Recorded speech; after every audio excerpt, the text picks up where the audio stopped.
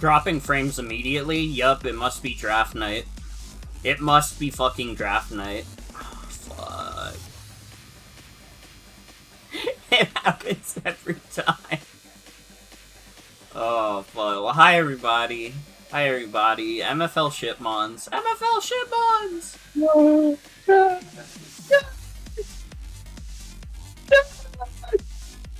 Yes! Sorry, I kind of hit the Elmo a little bit. It's okay. We all need to hit the Elmo once in a while. It's true. Hit that, crank that Elmo boy. Yeah. How is it going? So, can you? Or not using Hyperbeam this time. So, can you get the stream up for me so I can look at the? I thought we were gonna have you stream it. Oh, I guess yeah. If you want to restream my PC, that's fine too. I don't really care either way. The plan was I was gonna stream the Discord stream from you, and it would be okay.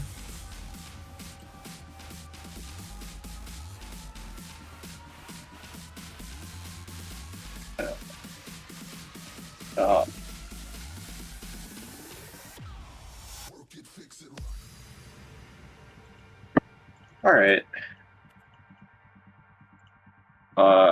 Open to my stuff. I was just getting actually the sorry. I was updating the sheet. Sorry.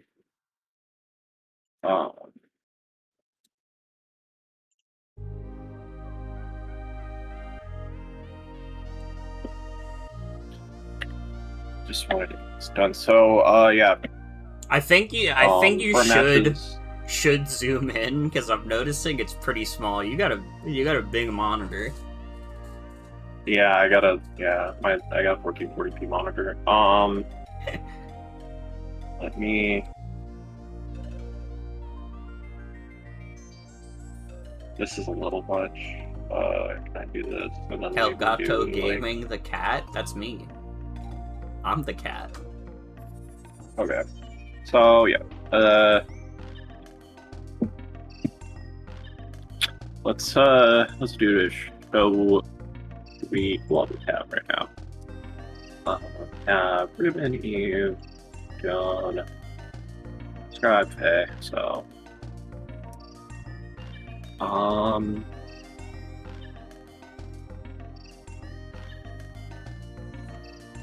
yeah, to be clear also, we're 100% on time and not like 40 minutes late. Yeah.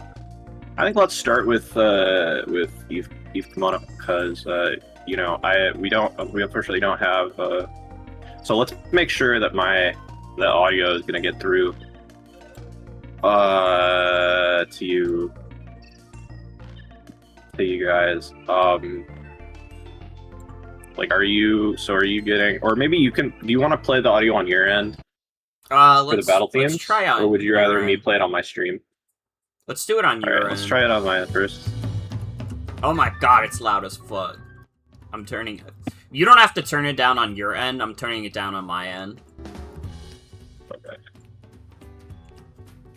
Sorry, everybody. We're trying something different this week, so there's a few bugs, few kinks to sort out. But I think we're good. This is a good volume. Oh. Alright. Oh, you definitely need to zoom in on that. Well. World's smallest Pokemon Showdown window.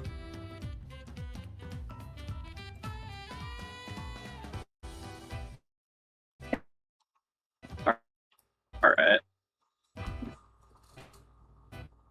Uh-oh. Yeah. Well, here we go. Okay. Alright, so Hariyama lead into Obama. Obamana leaves, in comes Blastoise. Big bitch Blastoise. Wochien gets switched out. Takes a Zen Headbutt, doesn't even give a fuck. 0 damage. 0 damage. Ruination hits Blastoise pretty hard. In comes Throw. It's We're Riku. turning into Throw. He put bugs in him. What? Thank you, Eve, How for you the getting huge on resub. him? Yeah, But this Throw has just been toxic, dangerous. And doesn't even care. But +1 defense, but Storm Throw to ignore the stamina.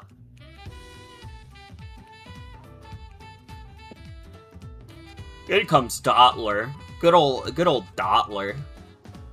It's a little cutie pie. Probably and gets toxic. Gets toxic, but sets up a Little bit, sticky web. Body press gets rid of the fucking donkey. In comes Driftblim. Doing a defog, getting rid of that sticky web. Skill swap, for some reason, happens. I don't know what that Don't know skill swap does for what it.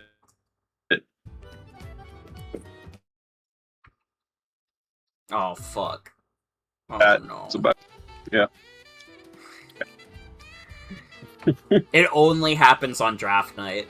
It only happens on There's a draft chance night. it was never. There's a chance it was never hyper beam. There's a chance it was just simply the curse of draft night all along. It might actually just be a fucking curse. Well, anyways. Yeah. Abomination Let's go. Back scares around, out Driftblim. Yeah. Oh, wait. Yeah, defog clears out. So I just went back a couple turns. Yes. Skill swap. The skill swap happens. Then yeah, Blastoise comes in, but it's not real. It's a Zoroark. It's a trick. But the Zoroark is gonna scare out Driftblim, even though it also leaves. Dollar comes back in. I suppose is a deliberate sack. Dies to U-turn. In comes Mr. Hariyama. Or Miss Hariyama, rather. Start setting up bulk up. They're both going for bulk up. But the Throw is at a disadvantage from being poisoned. Well, it's also kind of an advantage because it has guts and the Storm Throw ignores the defense boosts. But anyways. Uh-oh, it's rest. Yeah. Shrink Driftblim Saps starts setting up. only takes 71 from that super effective knockoff on the +1 throw, which is crazy.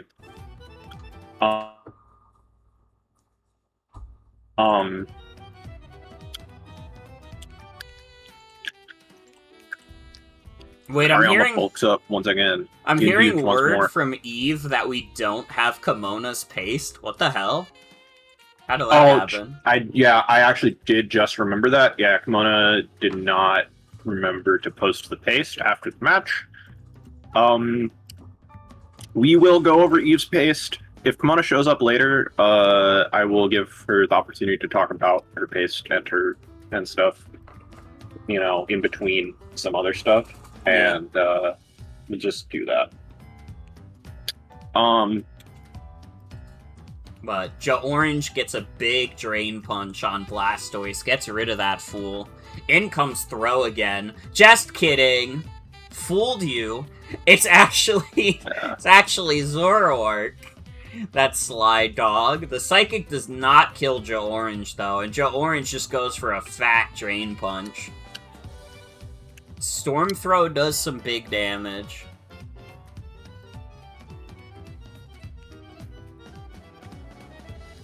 Abomasnow comes out on Hariyama. Abomasnow is setting up Z Aurora Veil, which gives it a speed boost, but it also takes half from Drain Punch, so none of this really matters.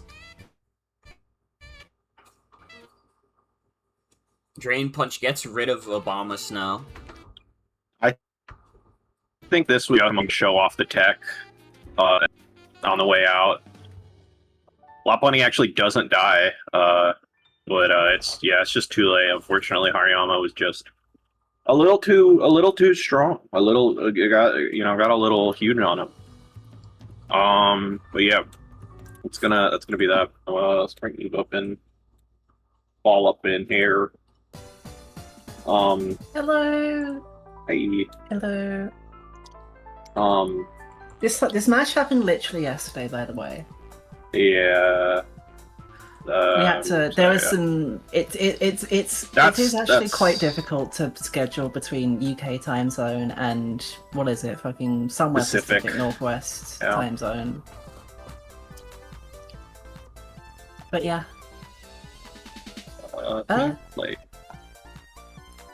Yeah, let me do columns and stack. I think my main impression, my main takeaway from this match is that I'm really happy that Driftbloom fucking did something. Because it hadn't done anything yet. Yeah. Driftbloom like valiantly took that fucking knockoff. Yeah, that was crazy. That was so crazy. But anyway, so yeah, the fact that it wasn't a guts on Throw was a very big deal, very nice for me.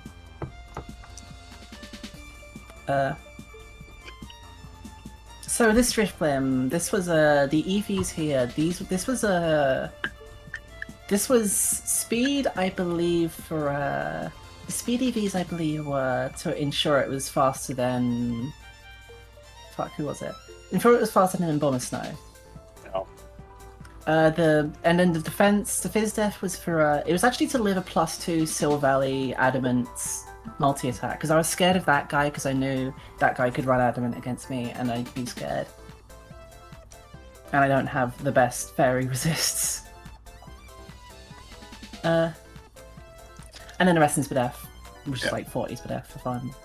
But it just so happened this level of Fizzbolt also let me live a fucking +1 knockoff from Throw. But anyway, yeah. It's a very normal Driftbloom set. It's very normal, like, it's just there to wall things and press defog. Mm-hmm.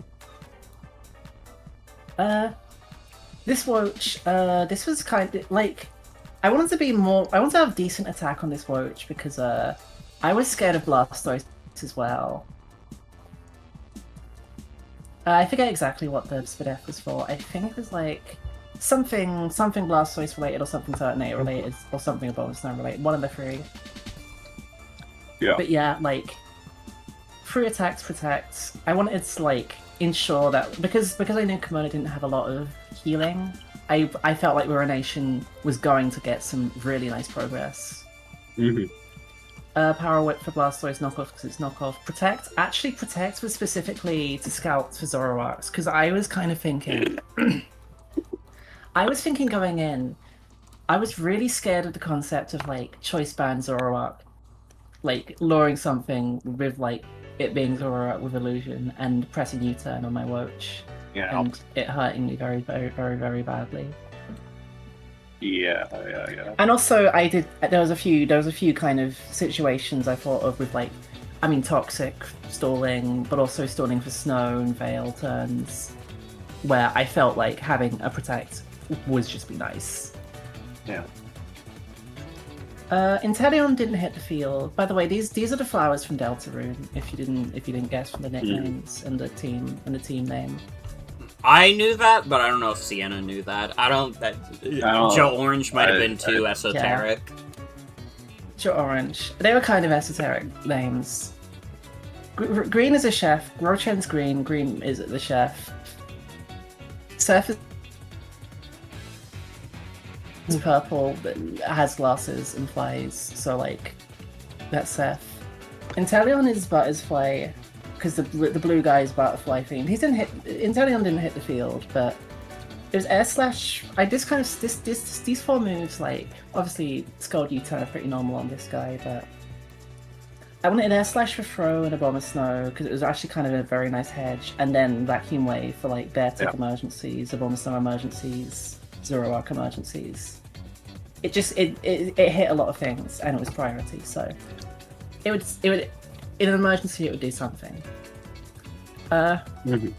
Togedemaru, who is the Aqua character of famous Aqua character of Deltarune, it plays with knives, which is why it has iron barbs, and because it had to be light blue. It had to be Scarf because Scarf is light blue. Oh yeah. Again, this is a pretty normal moveset on Scarf Toge. The speed, I believe, actually, I worked out that like Adamant 252 Scarf was a speed tie with Jolly, Beartic, and Snow, and like I was annoyed enough that it was a speed tie that I just said, "Fuck it." If it's that, if it's that, I'll speed tie and see what God decides. Star of the show, Hariyama, who is the orange character, the orange rat character from Deltarune, who's very strong. Yeah, I mean, Thick Fat was there, so this would be like a. Again, I was kind of terrified of Beartic, weirdly. But he's a scary Thick guy. Fat was mostly for Beartic, and I guess also like a Bomber Snow. The Fizz Death was actually because I realized Beartic gets play rough. The other reason I was scared of Beartic is because I was also very scared of Doppler Webs, which did end up coming, but I managed to stop them in time before too much bad stuff happened. But yeah, this is like I'm consistent. But the Fizz Death is like for Choice Band, Adamant, Beartic, play rough. After Rocks. I am consistently impressed by how much like Hariyama just heals off Drain Punch. Yeah. It's crazy. And then like Knockoff is normal, and then Bullet Punch was for Sil Fairy, Archeops, Abomasnow, Beartic. Steel Stab was actually really good. I mean, still Steel Stab. Steel Coverage is actually really good against Comona as well, which I found. Yeah. So this Bullet Punch would have been very nice in an emergency involving basically like half the offensive guys in this roster. Yeah. And then finally, everyone's favorite cowboy, Ray. The cowboy that everyone loves. I actually made this guy Adamant because I wanted like. You got a friend. I made this guy Adamant because I actually wanted to like be able to like relatively threaten things like Sil Valley and Throw and like and Turtonator as well was the other thing. But yeah, Stealth Rock guy with normal like this is a very normal set. Almost all these sets are like really fucking normal. But yeah, I believe the what was the Spadef I know was for Turtonator. I forget exactly what the Fizz Death was for, but oh no, the Fizz Death was for Archeops. It was for like an Archeops thing. And then Ironhead also, same situation as Hariyama Bullet Punch. But yeah, I mean, ultimately, like, I think like, what the fuck? Oh shit! What was that? That was the alarm. That was the alarm going off. Oh shit! Just I'm wrapping up. Yeah, wrap I'm up. taking good time. But yeah, ultimately, I like. I mean, I felt like the things I was scared of ended up getting brought, except for Beck.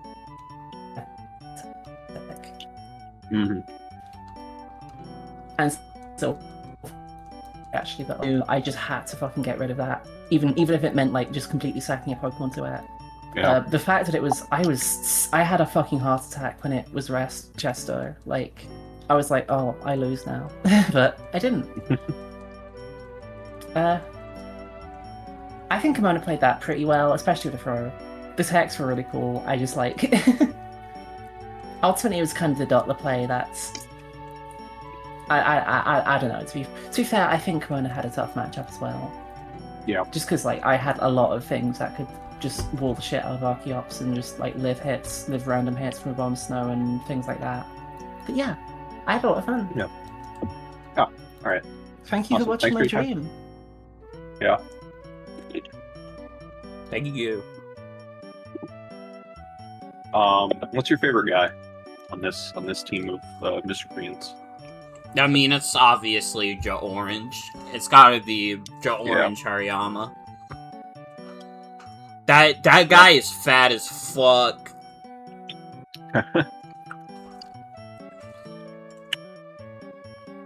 Alright. Yeah, I guess we're just... Shit, because, we don't have Komona's pace, so we will be moving along for now, and again, if Comona comes along later, we'll do it. We'll give Comona some airtime. But right now, we're just gonna move along. Yeah. But yeah.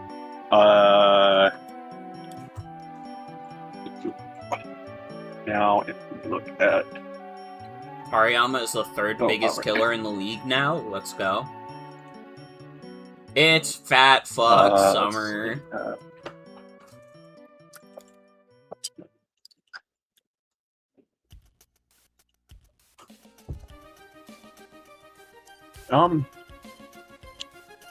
I think let's do Ribbon versus MFL right now. Yeah. I know we're waiting to do WAFFLOES later because WAFFLOES said they would be available later. Yeah, there's a few people who we're kind of waiting on right now, so I'm gonna, normally I try to give, like, space, like, it's like MFL and Diana have never showed up for one of these, but in the case that they did, I try to leave some space and kind of do them later. Yeah. But, in the case that we don't have any matchups we can really do, then I will prioritize doing, like, their matches versus somebody who's there. Stuff like that, right? So, But, yeah.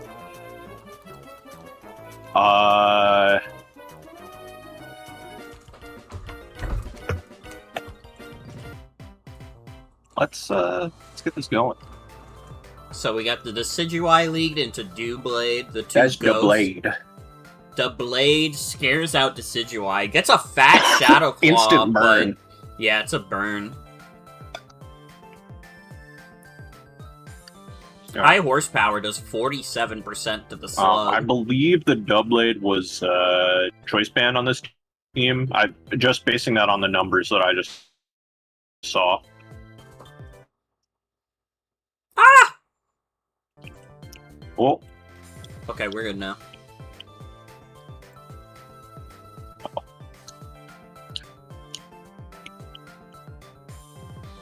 Here's Pyukumuku. Pyukumuku coming in here, taking fuck all from Ironhead. Does get toxic, but getting toxic to kind.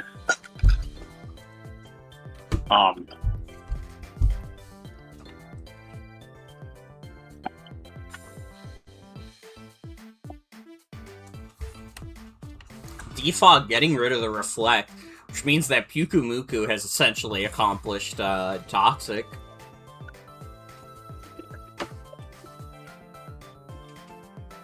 Never mind, the toxic is gone too.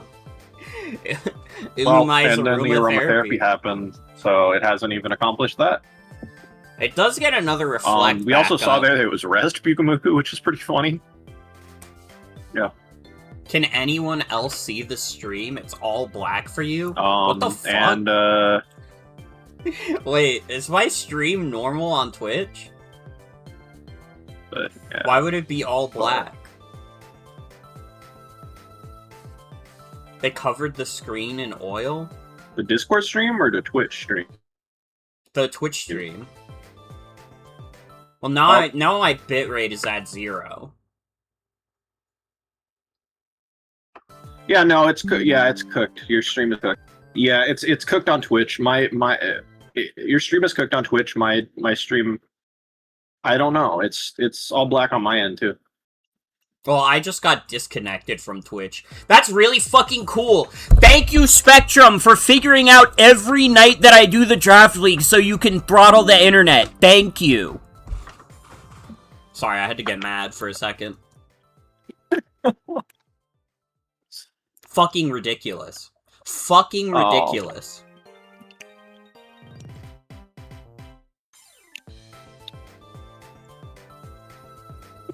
We're gonna have to start exploring even more alternative. There is ideas, no alternative. But, the alternative is that we don't stream. Stream is. I have a few things. I have a few things in mind. Well, for how to share this to hopefully maybe even lessen the lessen the impact on your connection even more, but that's not relevant right now. I have ideas, but it's not relevant. Ribbon said only the first couple turns the match happened before it went black, so I guess we're just gonna restart. Yeah. Hold on, I'm gonna reset the internet real quick. Fucking stupid. Fucking stupid. YouTube, I don't think you guys understand how fucking stupid this is. Every Draft League stream, every single one. It doesn't matter. It doesn't matter if I've done anything else with my computer. Every Draft League stream is fucked. It doesn't make any sense.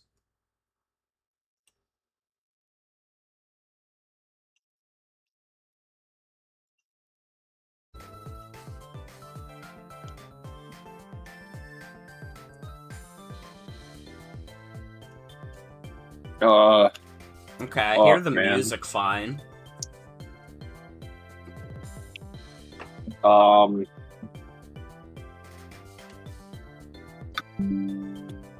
Reconnection successful, okay. But I'm still dropping frames. Well, no, I only dropped a little bit. No. This doesn't make any fucking sense. Why is it literally only when we do Draft League streams? How does this happen so consistently?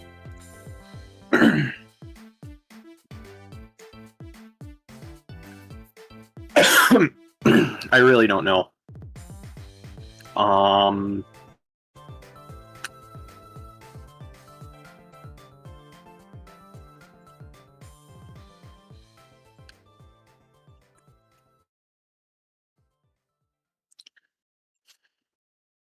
Alright, should we give this another shot? I'm waiting. I'm looking at the bitrate right now. Okay. Just let me know. It's still dropping. It's still dropping. This is fucking ridiculous. You don't have to... It's not your fault, Ribbon. You don't have to announce in chat that the stream is laggy. I know it is. I literally know it is, and it pisses me off. I don't know why the fuck that is.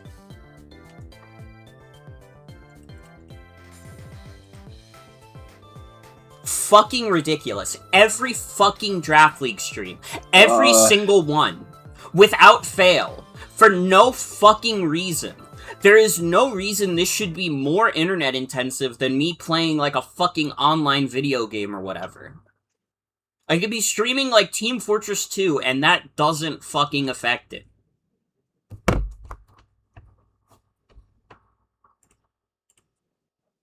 Fucking stupid, fucking ridiculous. This is the 4th Draft League stream in a row.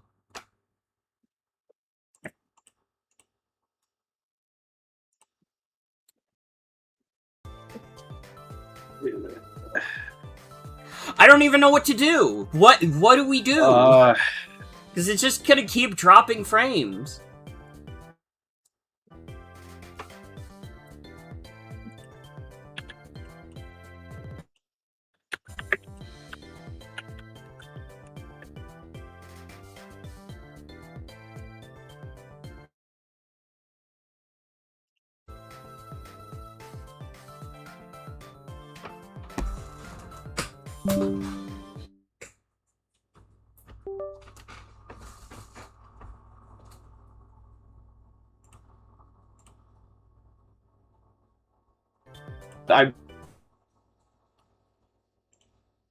Like a joke, but do you want to try giving me the stream key?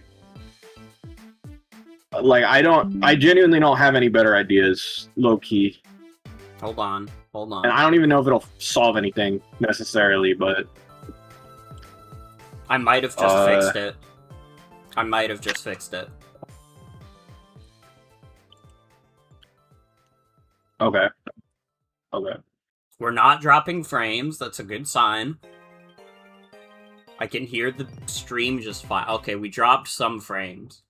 Never mind, it's not fine.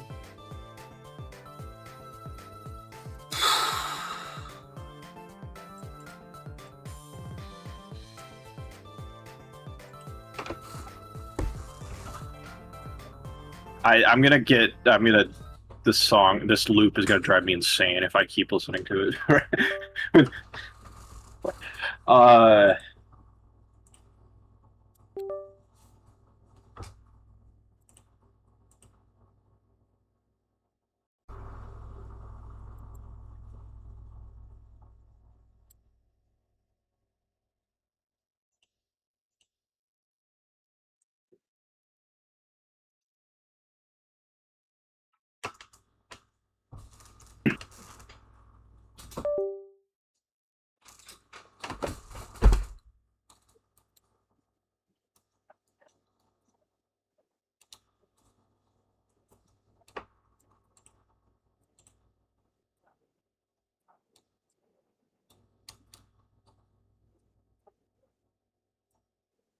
Scribe, I know you're trying to be helpful. It's not helpful right now.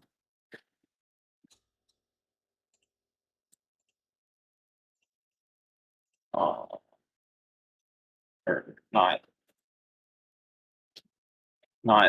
even like.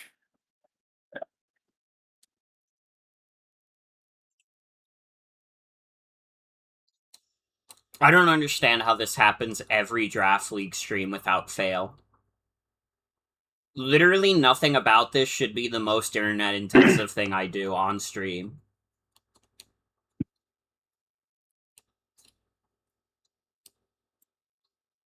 I mean, watching streaming video is like more intensive than playing an online game. But also, if you like, okay, but there are multiple times where I stream both on Twitch and on Discord, and it doesn't affect anything. So that's not it. That's not the problem. Yeah.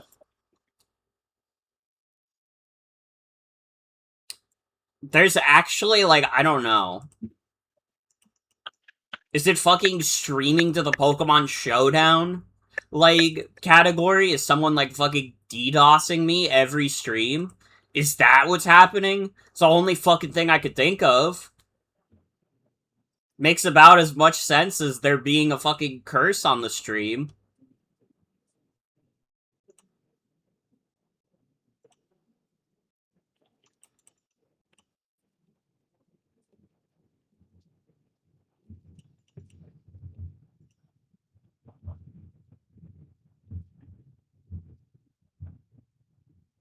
But no, it can't be that. I see all the users in chat, and none of them are, like, people I don't recognize.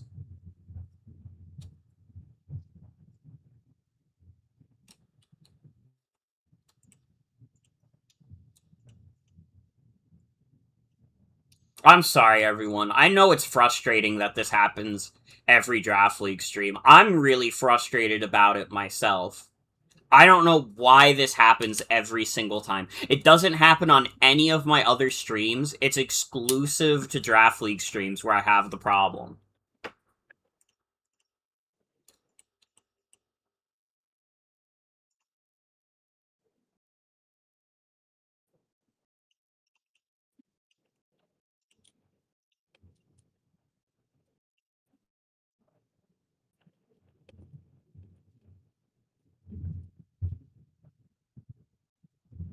They've angry video game nerd.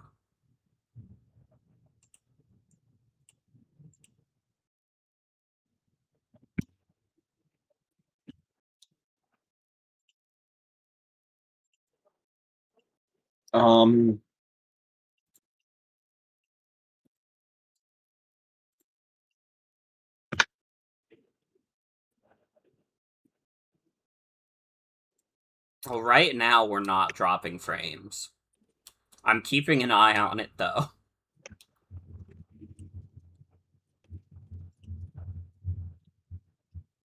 All right. You want to give this another go then? Yeah, let's try. Let's try. Okay.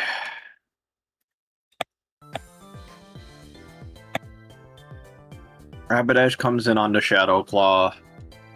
Double gets burned. Gastro comes in, gets Gastro hit by a time. high horsepower, does 47%. In comes Decidueye. Decidueye gets yawned. That is a sleepy fucking bird. In comes Avalugg Hisui. And Honchkrow comes in. Honchkrow doesn't want any of that, though. So back in comes Doublade. Stealth Rock gets set up. Here comes Pyukumuku, which gets hit by an Iron Head. Does, like, fuck all, though. Doublade gets a Toxic up, but Pyukumuku gets a Reflect up. In comes Sauzels Dragon. Gets hit by a Toxic. Both sides are now Toxic. Sauzels gets rid of the Stealth Rock and the Reflect. Pyukumuku does hit the Secret Rest, though. And parting shot on Pyukumuku, in comes Shroom Cart Baby. Hits an Aromatherapy. Now we're caught up to where we were before, just about. Yeah. Chatot gonna come in on this little U-turn here. Sauzels Dragon gets And, hit by a Wish. Get Lovely Draco to Wish. death, because it's slower than Savala. Yeah, Chatot dead as fuck. In comes Audino. Beautiful, lovely Audino. Audino goes for a Wish, sends in Rapidash, which easily takes U-turn behind that Reflect. Loses some attack to the Intimidate, but still goes for high horsepower, which does 63%.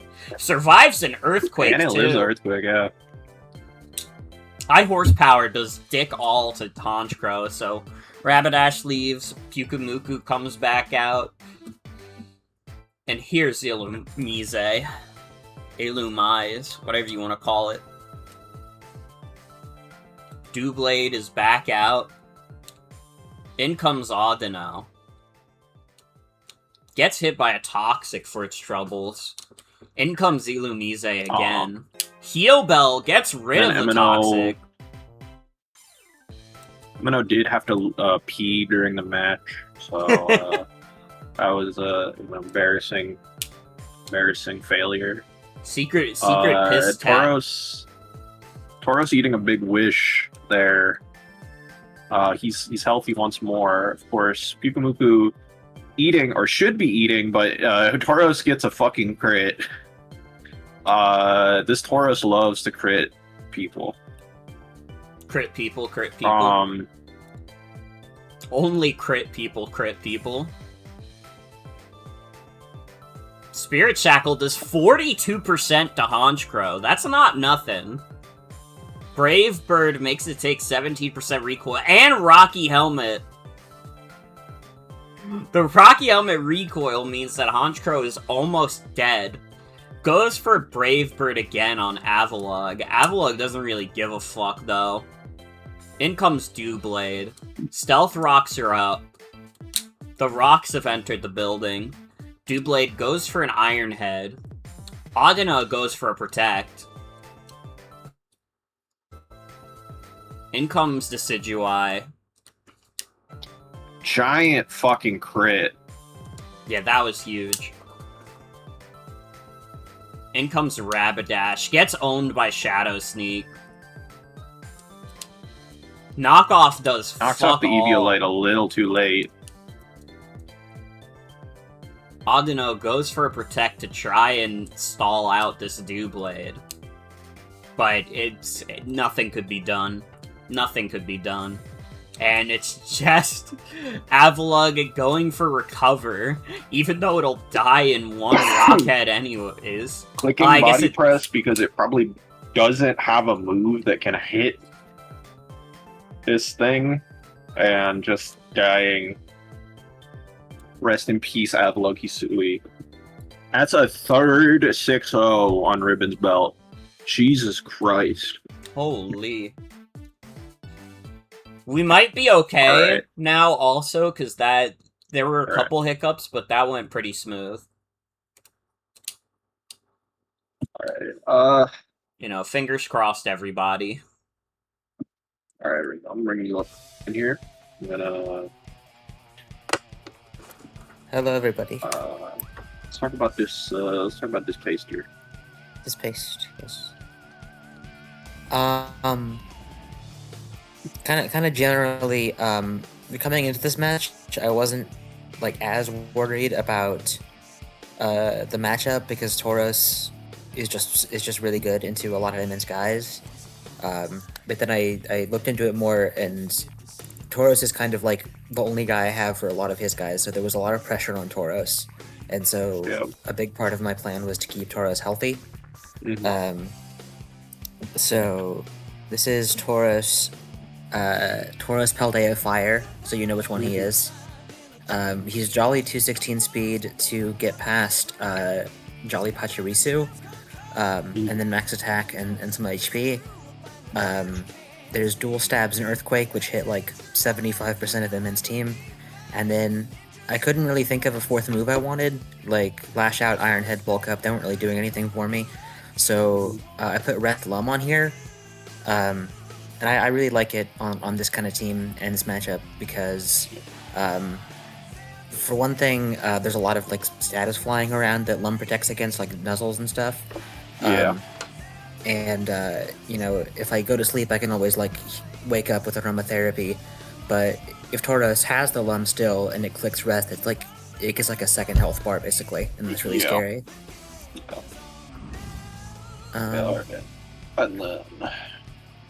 Then there's my Honchkrow, Crowpeshi.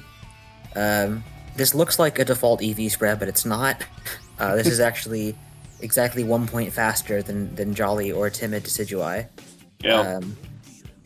And it's mostly there to try to pursuit Decidueye. And then it's just got Brave Bird, U-Turn, Roost. And then Sharpbeak. I think I had Boots on this, and then I moved Boots over to Illumise, and so I couldn't really think of another item I wanted. And I was doing like crazy Eldritch calculations. And the one I came up with was that Sharpbeak guarantees a Brave Bird KO on offensive Decidueye if Honchkrow is burned. And I was like, I don't know, maybe that'll happen.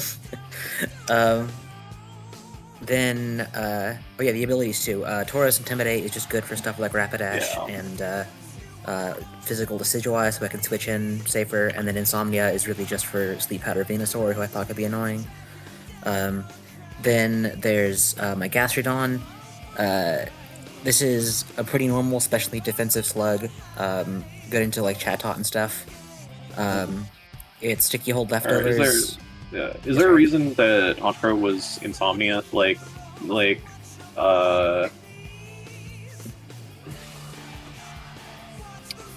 Because he just like me for is it just real. because you didn't?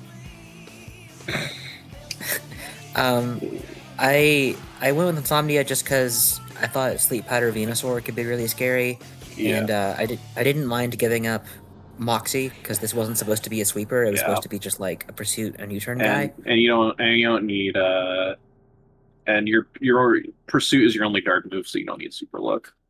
Yeah, if I was running Night Slash maybe, but yeah, Slug is Sticky Hold Leftovers, especially defensive. It's got enough special attack to... I had it written down. Sorry. My notes are very disorganized. That's fine. I might not have written it down, I can't find it. But the special attack was for something. I think it was for... Oh, I remember. It was for...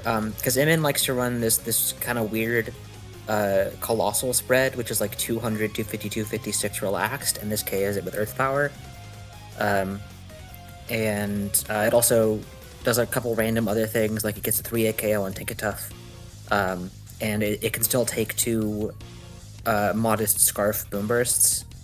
So then it's Rocks, mainly for Chatot, Recover, Earth Power, and then Yawn. I felt like on a team that I knew was going to have Heal Bell Autono, putting something to sleep is more immediately impactful than poisoning something. And then I also had Toxic on Swords. Speaking of which, this is a Deblade. You said it. You thought it was banded, but no, that's just how strong it is. Yeah, I showed me. It's just bulky and offensive with the regular moves, and then toxic. Noguard Toxic is cool and is also like the only use for Noguard I think I could find on Doublade. In particular, this guy can actually 1v1 Decidueye if it's physical, and then just hit some other random things like Avalugg. There's my Silvally. I noticed a lot of grass, fire, and electric damage coming in from this team, so Silvally seemed nice, and it's also pretty speedy and is good hazard control.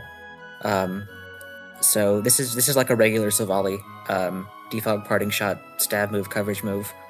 The speed is for I think timid Chatot, and it's got I went special just so I could have flamethrower for Tinkatuff. And then there's my Illumise. I wanted to name it Gas Station Cart Blinker, but that was too long. So I named it, if I can find it, sorry.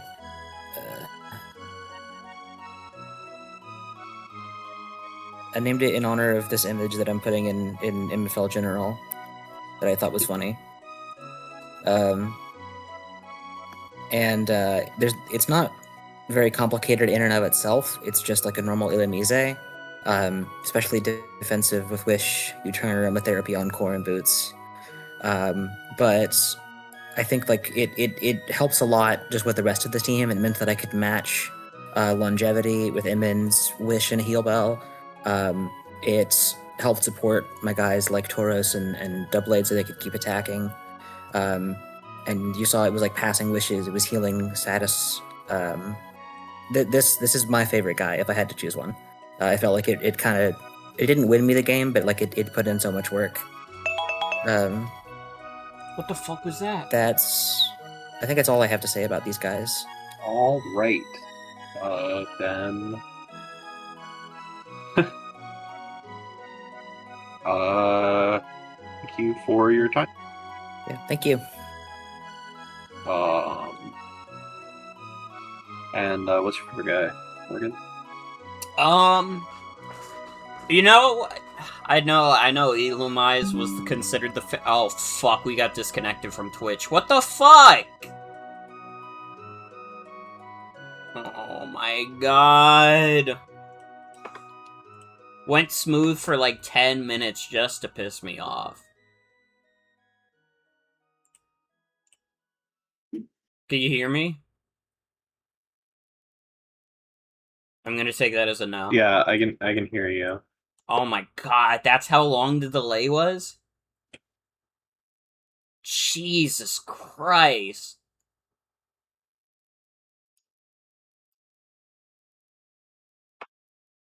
God damn.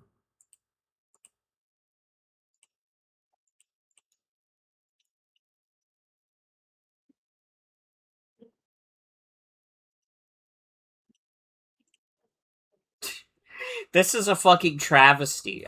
I don't understand how this is still happening. Can't load the next damn song in my playlist at 480p. Nobody can hear me. I'm in hell. I'm in hell.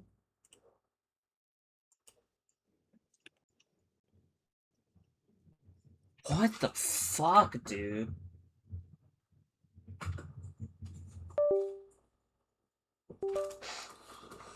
Holy shit.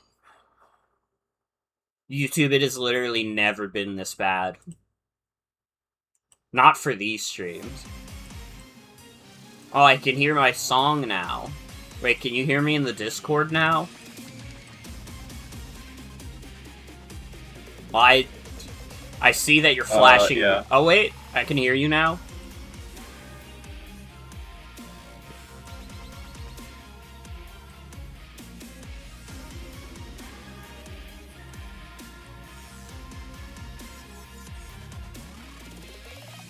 Okay, we're almost back online. Reconnection successful, but I immediately dropped to 0 bitrate.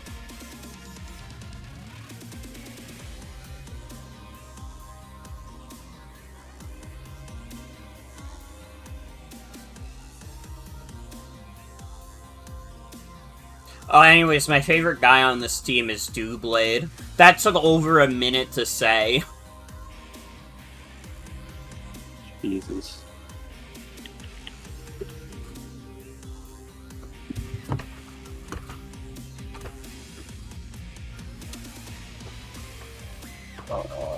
Alright. Alright, how do you want to proceed? Do you want to keep trucking it? We're gonna keep trucking it. Like this? We're gonna keep trucking it. Alright. Okay. So we will do Jade and Joan. Wait, you forgot about MFL's team. Oh, fuck me. I'm sorry. I was like so... We were stuck on that pace for so long in my brain. Can we get a look at MNO's last pace? Because I have a sneaking suspicion about something. Oh no, wait. I see that Colossal is different. Oh, it's pretty different. Okay. Colossal wasn't there on the last one, or like Colossal wasn't there this time. Yeah, like it's just that like mostly the sets tend to be the same, but like the actual Pokemon tend to be different. Yeah. Like the configurations tend to be different. Decidueye this is like the same set that's come every time. Chatot, this is the only Chatot set. Audino, this is the like set that's come every time. Pyukumuku is weird. This is a funny set. I want to see what the other game Pyukumuku came to was. It was this one? Yeah, so it definitely was not this last time.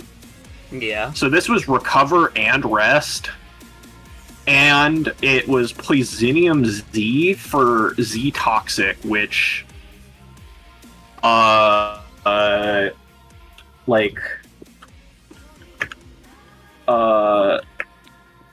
me just double check what Z Toxic does. Did not see it in the match. It boosts its +1 defense. I don't know what the +1 defense was supposed to be for. It might just have been a option in case Pyukumuku got taunted to let it still click a button. I don't really know because the one thing about Z status moves is they do ignore taunt. But yeah, I don't know what the idea with Z Toxic really was here. Z, like, having a defense boost plus reflect is crazy. And then, yeah, there is this Rapidash, which I believe, yeah, it's the same Rapidash set, but this was... Oh, no, it's not the same. It was Horsepower instead of Play Rough. And it was Banned instead of Scarf. And then Avila Kisui was pretty, like, standard, like, Fizdef Avalug. And yeah, it did have no way to hit Doublade. This might have been a good time for the Strong Draw Crunch. Probably not, but, you know, maybe. But yeah, nothing super duper interesting in terms of, like, the EVs or anything. Like, there's no speed creeps or anything going on here, so what you see is kind of what you get. Do you have a favorite guy, though? I'm giving it to Rapidash. Rapidash put out some big fucking numbers, yeah, you know? That's what I was thinking, too. It was never enough to be a true, like, killer, but I respect it because of his jib. Rapidash definitely made the most progress over the course of the game. Yeah. But yeah. Alright. Now we will do Jade and Joan.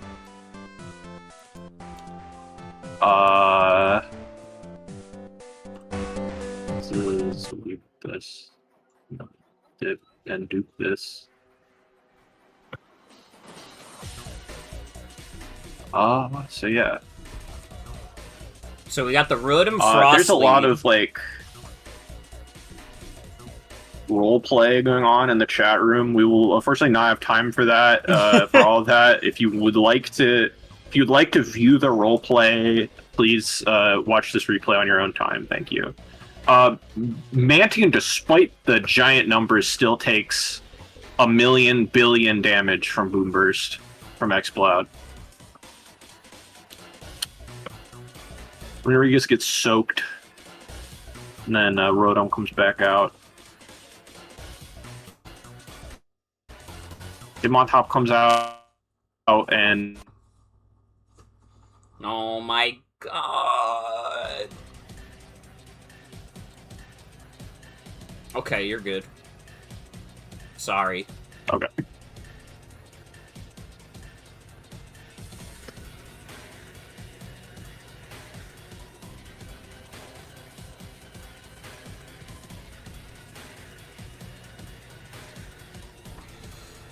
Parting shot on Nidoking. Nidoking sets up a Stealth Rock. Gets hit by a crit Ice Beam. Crit Ice Beam. Earthquake does nothing behind Reflect. Lanoon Galar takes an Ice Beam pretty well. Hits Silvally with a Thunder Wave. Silvally decides to get rid of the rocks, though. Parting shot hitting Silvally. In comes the Kingler, which is apparently the family dog. Rotom against Belly Crit Bolt. Thunderbolt, chipping down Belly. Runerigus comes out. Belly Bolt decides to dip out of there. Earthquake hits Lanoon, almost kills it. Knockoff doesn't do that much. It does get rid of the Pasho Berry, It knocks though. off the Pasho Berry, yeah, which is the Water Berry. Boom Burst hits like a fucking truck, just annihilates Silvally. Yeah. And in comes the crab. Oh my god. Come on. There we go.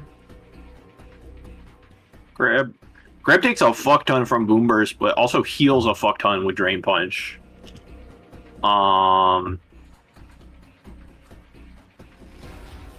Ice Hammer. Everybody's favorite move, Ice Hammer. Into Mach Punch. Ice Hammer Mach Punch here.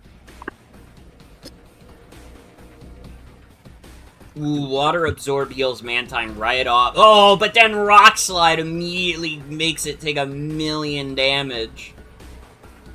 And a knock off the Scald kill. does not burn. Reflect going up, but... And Parting Shot's going down, but will it be enough? 33, and Sheer Force going away.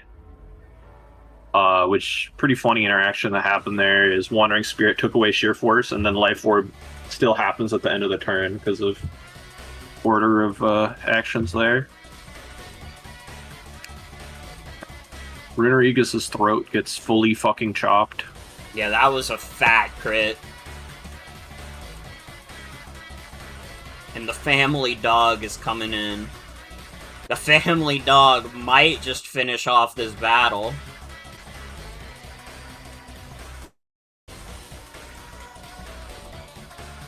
We're good, we're good. But 35 through Reflect, and that Rotom's dead to rocks. And Jade takes it 2-0. And somebody got their revenge or something. With the stuff, I don't really know. I wasn't. You know, I don't pay attention to the plot of this Pokemon. Somebody else has to do that for me. Anyways. So this is what people mean when they say they don't give a fuck about the writing of Pokemon games. I can't believe you didn't know about the rivalry between Michael Emily and his old friend Corby Barker. This was huge. This was massive. He saved an innocent family. Actually, no, they all died except for Family Dog. The rest of them are dead, unfortunately. I was about to say, like, he didn't save anybody except the damn dog, and the dog was a crab. The dog did most of the work. And the dog did most of the work. Punch once, and that's what sent it all crumbling down for Corby Barker's Dark Empire. You understand? So Eve helped me out with this one. Did some EV stuff here, you know, like especially with like, you know, the child's plushy belly bolt and all that, you know. I don't entirely remember what some of these are for. Oh, right, yes, we were afraid of Pyroar. So we wanted like something that could cover Pyroar, but also wasn't gonna die to Thunderbolt, you know. So just bringing a water type, Rotom Frost. We suspected Rotom. We suspected Rotom Frost. So like we needed something to like survive if in case like Pyroar showed up. That also didn't die to Thunderbolt. Belly Bolt is fat enough that a little bit of special defense makes that work, and then the rest into, you know, typical Volt Switch shenanigans, you know, slack off soak. Got toxic early on, which was rough on it, but made it work anyway. Following next, Michael Emily, fitting with his renegade nature. He's a very aggressive build here. A lot of attack, technician, heavy on the technician moves. Pursuit was here, you know, decent number of like psychics and ghosts here. We could have seen like what's that? The little embryo creature that can set Trick Room. Fuck, I forgot the name. Duosion. Could, you know, Pursuit could have covered Duosion, things like that. Funny thing is Triple Axle. You know, I would lose Technician if I touched Runarigus. But then I would gain, I forget exactly whether I would end Triple Axle with or without it, but I would have it for at least over 50% of the move, which is a very funny interaction. Joan is saying that it does not work like that. No? Yeah, Joan did. I was gonna say, yeah, Joan did also correct me on that during our, like, when I was prepping Joan. Joan did also correct me on that because I was also under the same belief. Oh, fuck. So. Okay, so it's a good thing that Michael Emily did not get trapped in the fun house. He would not have survived, most likely. But if you had brought Intimidate, it would have reactivated on. It would have reactivated on Wandering Spirit and dropped your attack. That is true, so that would have been bad. It's still probably better to bring Technician. Well, yeah. Pursuit, good coverage for stuff. I didn't get to use it this battle again. He only did a single Mach Punch, but Pursuit, they never should have removed that move. I love that move. Yeah. Nidoking here. You know, I realized Nidoking probably wasn't surviving much into this team, which has plenty of like psychics and ground type attacks flying around, you know. I didn't know for sure whether psychic could be there, but I figured better to just go fast and like, you know, fast and strong and like, you know, survive a hit with air balloon, get rocks up, do what I can after that. And Eve did a little bit of like speed calking for me there with the 228 speed. Also as well with Screaming Victim Exploud, who got off about 3 boom bursts, which is the most boom bursts I've ever gone off. Exploud really is you use its button 3 times or less, but like that does it for you. That's enough to kill a steel type and half of another guy. You get value out of just clicking it once or twice. So I always like getting to bring Exploud. There are coverage moves. They don't fucking matter. Boom burst is the only move.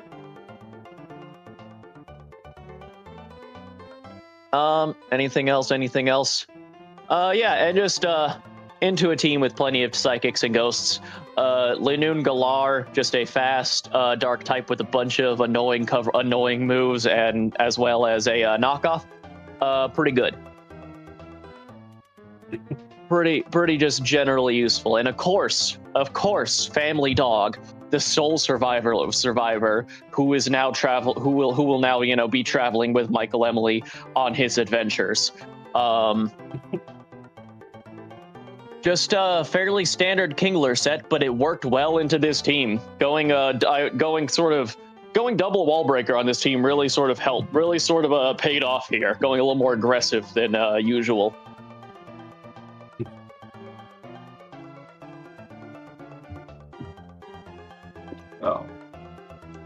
Do you have any other final thoughts? So, Michael Emily did save their souls from being consumed by the circus, but they are still dead, so they might still be haunting Michael. We're gonna have to figure that out in the next installment. Yeah, okay. That's fair enough. So, all right. Thanks for your time. Yay. And this is not going to surprise anybody, but my favorite guy on the team is the family dog. Yeah, I mean, like, he did a good job. Who knew the dog could be so deadly? And, yeah, now let's, bring in Joan.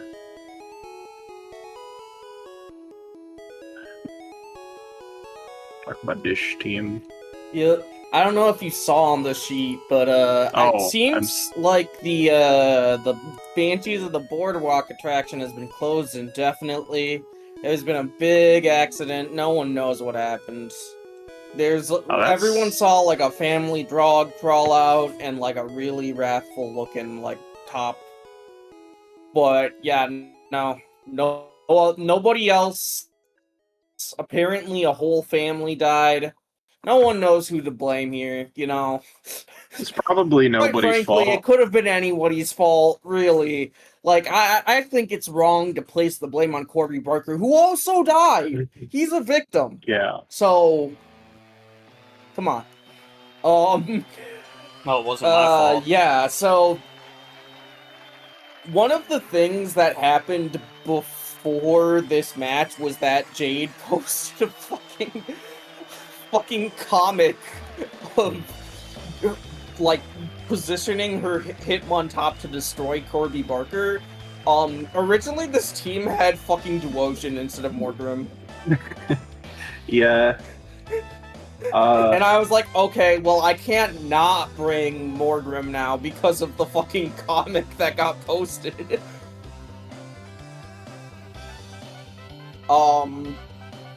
Yeah. Suffering like for your art so that you could be more consistent. Like, I don't know what I was trying to say. You're suffering for your art by making your matchup worse.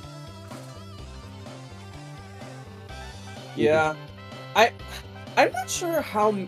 I think maybe Jade still thinks that like Rotom Frost is a ghost. I think I only have one ghost and one psychic, but honestly that kinda might be more than most people.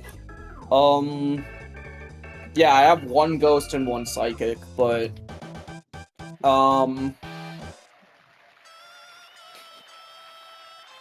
that's actually very true. For the ghost, I put a Pasho Berry on Funhouse Facade because I was scared of the family dog. But by the time it got to trying to deal with that, I got absolutely clobbered.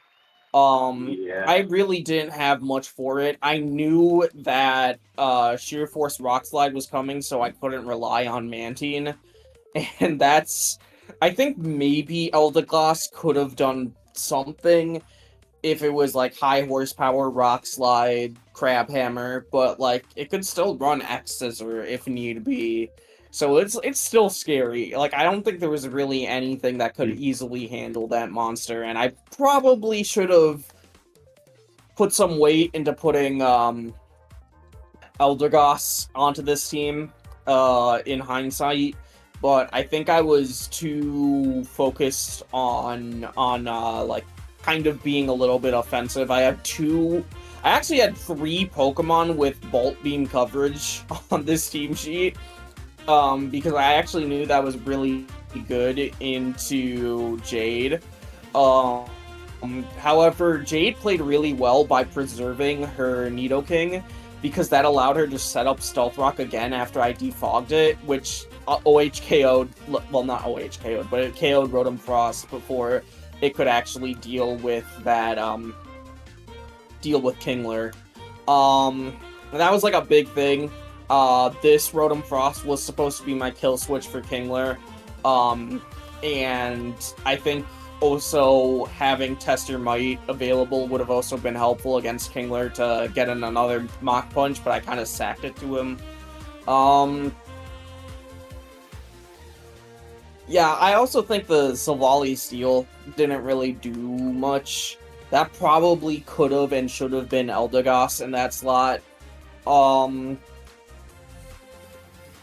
And then Corby Barker was a last-minute addition, and you can kind of tell from how basic its EVs are, but it was supposed to be just like a kind of a standard prankster set that can Drain and Kiss the Hitmontop, which was also a big concern too, but turned out the Hitmontop didn't actually do all. I mean, it did hit really fucking hard with Mach Punch, which I actually didn't expect. I expected Bullet Punch.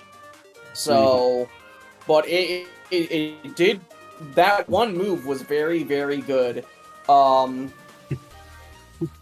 But yeah, Reflect is like kind of useful, but it's a lot less useful when you can't have the clay. Yeah. Which I absolutely like is a choice I completely agree with to prevent like hail teams from being insane. But yeah, I think it's a fair choice, but I don't think it helped enough to defend against like the really big hitters on Jade's team. Yeah. Now the real question is, Corby Barker, he seemed to have it all, so why is he filled with burning jealousy? He was a multifaceted person. He needed something. He needed help, maybe. He didn't get any. Now he's dead. Yeah, he's dead as fuck.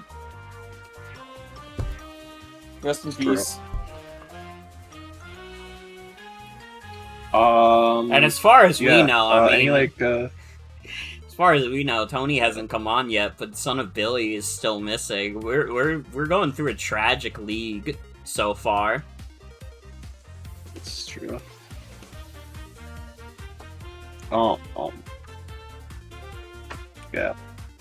But yeah. Yeah. Any like final thoughts on stuff? Well, it's sad that the boardwalk is closed. I hope something strange and off-putting gets put into the place of the previous strange and off-putting thing that was there. Yeah, it's possible something like that will happen. Maybe or maybe not. My favorite guy?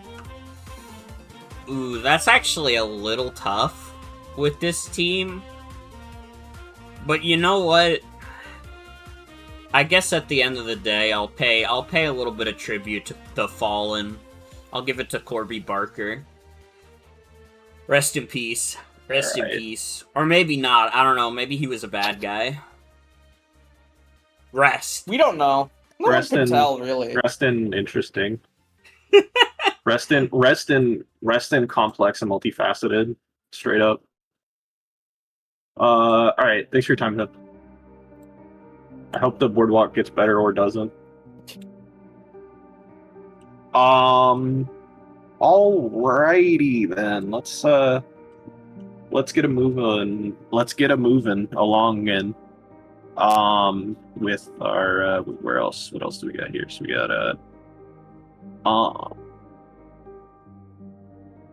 I'm always good to go at any... Joan. I'm good to go at any time. I know Piku will not be here because she is currently streaming Celeste. Yeah. Which I'm also playing Celeste music right now for anybody in the Discord. Yeah. So we got Lobster versus Ray, and Lobster and Ray are both here, so I think let's do that. Okay. Yeah. So let's go. Also, fingers crossed, guy. Things have been a little smooth for a little bit. Hopefully that stays. You know, knock on wood. My desk has wood on it. So, Verizion versus Cofferdegus. Taunting, turn 1. No trick room happening, No trick room for you. and presumably no rocks or whatever going up either. Body press was kind of fat. Not on Togetic, though. Togetic takes fuck all from body press. Trick room finally goes up, but I'm not sure if there's anything Rodriguez can really do to Togetic. It does start setting up Toxic Spikes, though, and gets encored for its troubles. So in comes Golem. Big fat Golem.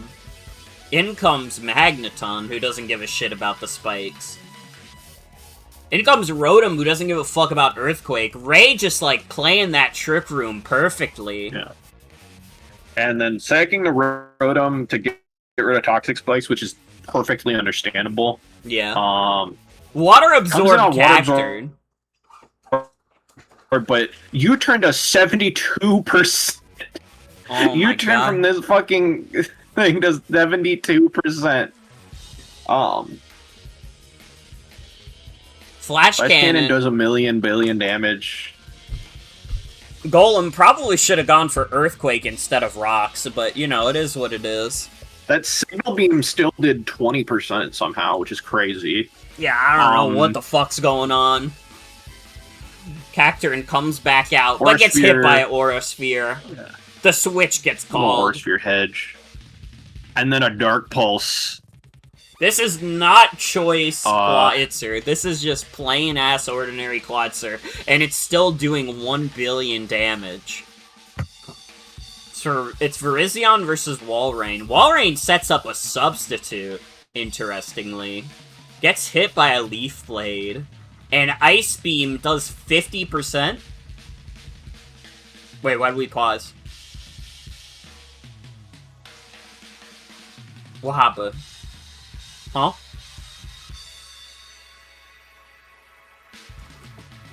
Sienna? What's going on?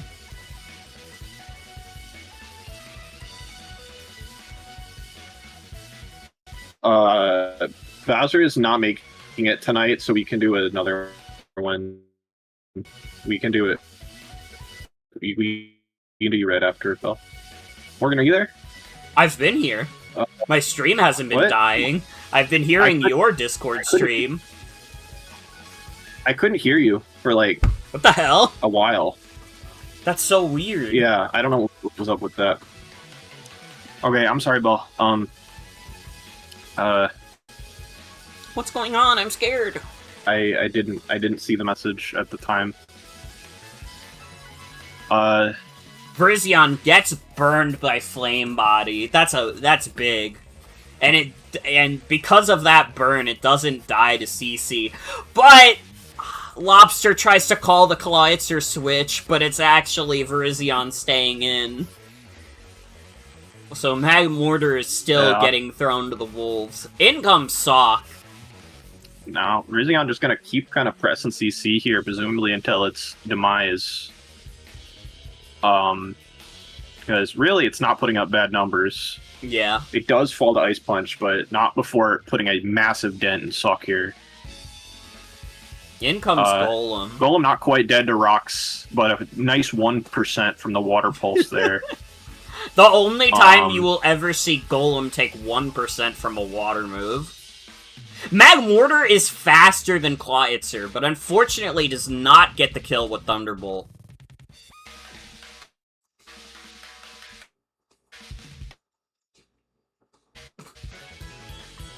Wait, what's going on? You paused again. You were cutting the fuck out for me, so I paused. I just instinctively paused. Whenever your shit starts completely going away on my end, I start pausing. I don't Sorry. know why that's happening. Everything else is working fine. I don't know. I guess it's better than your stream actually dying. Dude, maybe I gotta get closer to the mic.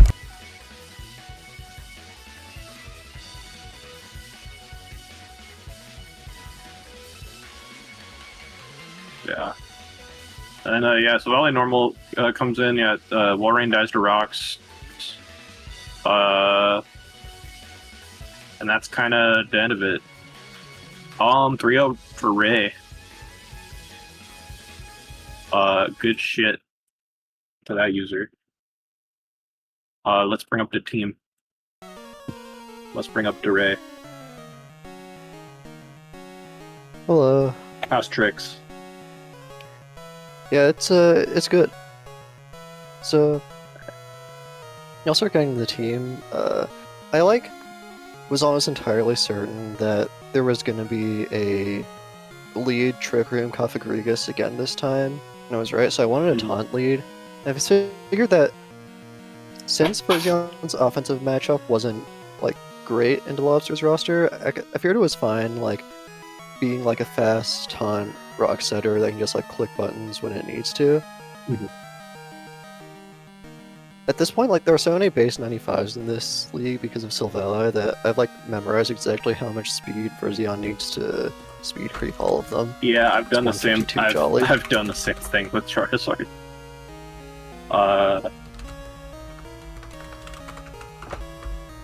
Yeah. I think my mic works again. Sorry, my It's kind of funny. my mic was plugging up. Thank you, Donkey Spittle, for the raid. Okay, yeah, Sorry, okay. go on.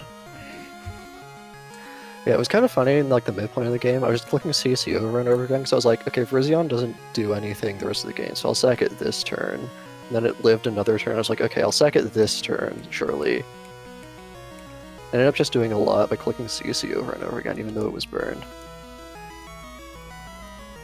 I went with 0 speed on Magneton just because its speed tier isn't really threatened by anything on Lobster's team. Like anything that could speed creep it, like Walrein especially, it would be nice to be able to get an analytic boost from it.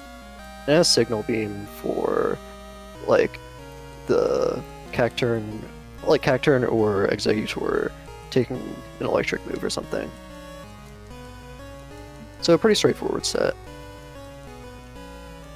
In Clawitzer, I went with AV just because looking at the calcs, I didn't really need the boost from choice specs on it, and I thought it would be like good to not be choice lodged since there were like quite a few water pulse switch-ins that wouldn't want to take like any of Clawitzer's other moves, like Cacturn and Exeggutor especially. And then its speed is basically the same. It wasn't super threatened by anything. Because, like, Cacturn could run speed. I don't think Exeggutor would want to really run the speed for it. But yeah.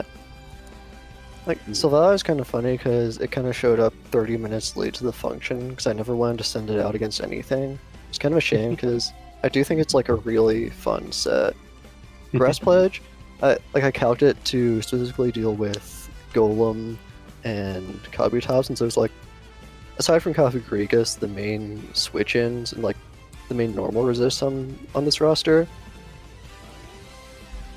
And like, since Kabutops wasn't there, I guess I could have in hindsight gone with Surf, but Grass Pledge covers them both and also it's funnier. Rotom is like really straightforward. I mainly wanted to be able to get the burn on Sock, but it matches up fairly well against like Electros and Cacturn, so those are also good matchups to have it for. I didn't actually check if the Stone Edge from Golem would have killed if it wasn't a crit, but it didn't really matter in the end because it defogged when it really needed to. Lastly, there's Togetic, and to be honest, Togetic is kind of a beast. I kind of love this thing. I didn't think I would like it so much when I drafted it. I mean, I like Togetic in general, but like, with Eviolite, it has so much bulk with Eviolite, it's actually kind of insane. And its defensive matchups are really good. Like, being Rock's weak sucks, but like that combined with its move pool, like this wall is basically every Kafagrigus set, and also like I brought Encore to potentially fuck it over, especially in like with Trick Room or something like that. Like, it also has had a really good defensive matchup against Sock. Like, I don't even think it takes that much from Stone Edge. I mean, it takes a decent amount. It's also good against, like, Cacturn, some other stuff, too. Yeah.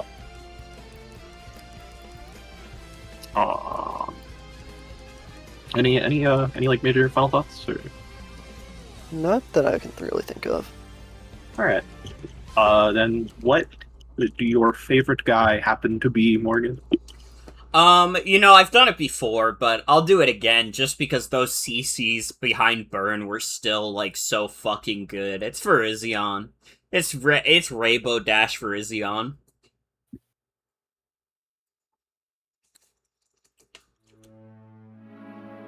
Hello? Alright. Yeah. Oh, They were okay. cutting up. I got the gist of what you said. Damn. Yeah. Alright. But yeah.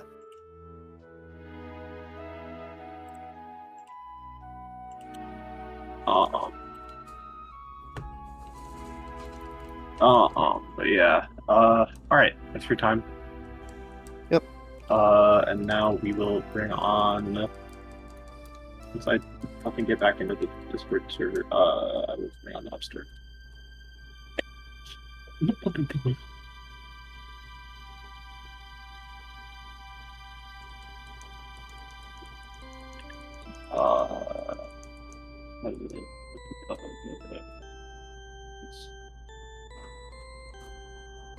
Dude, I gotta stop playing this sad-ass song. I'm gonna fucking burst into treats. Put the Kirby music on. Sorry, my playlist put on, like, a sad Mother 3 song that I don't even really know why I added to the playlist.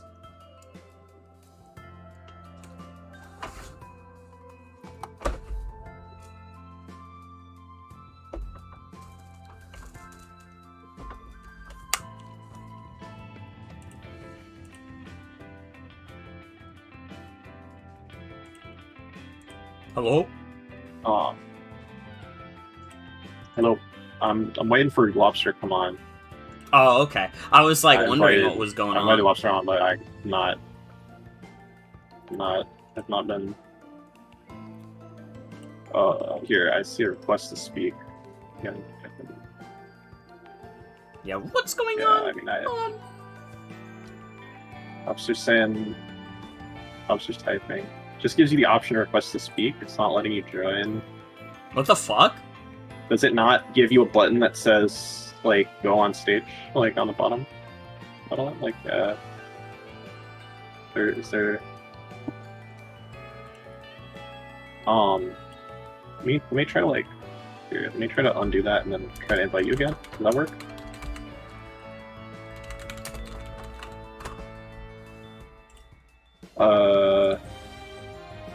Okay, I think it was because I was just popped out in another window. I didn't notice.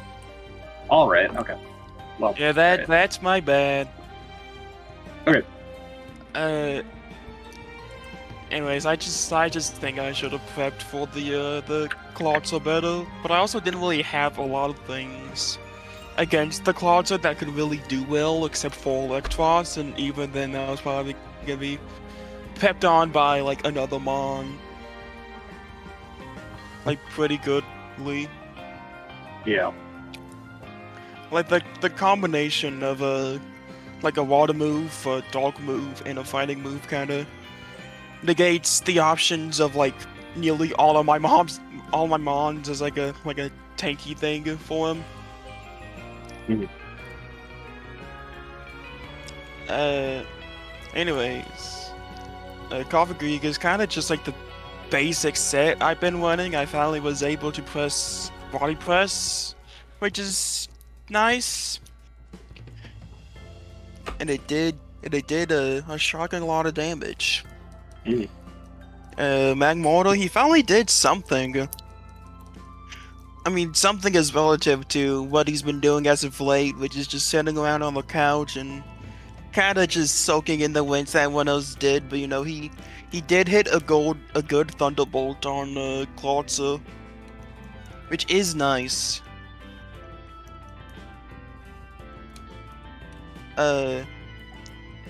Golem, I really should have just hit Earthquake. I was kind of predicting another switch from Way though, which is why I just went with Stealth Walks, but I should have just saw what was in front of me. Yeah. It happens. Appletun, he did his job good. You know, he had a role and he did it pretty well. It's just that the fucking Yeah. U-turn did like 75% of my health. The Hoenn special is not kind to 4 times weaknesses, and Yeah. you know, it was a situation that Ray was clearly prepared for, and you know, got that, like, made sure to not have the minus attack nature, or not have the zero attack IV, so it all it just yeah, give Bowser so much extra credit. Yeah. Comona did less than all the other matches I brought him in, but to be fair, like, he did kill like at least 2 guys per match last time, so I think it's not really something to be sad of. Walwyn still killed a guy. Yeah. And Sock, I think looking back on it, I maybe should have just done what I'd done against Eve. I just have like a Mach Punch, or just like something to that nature. Cause Sock kinda just got fucked. Yeah. R.I.P. King.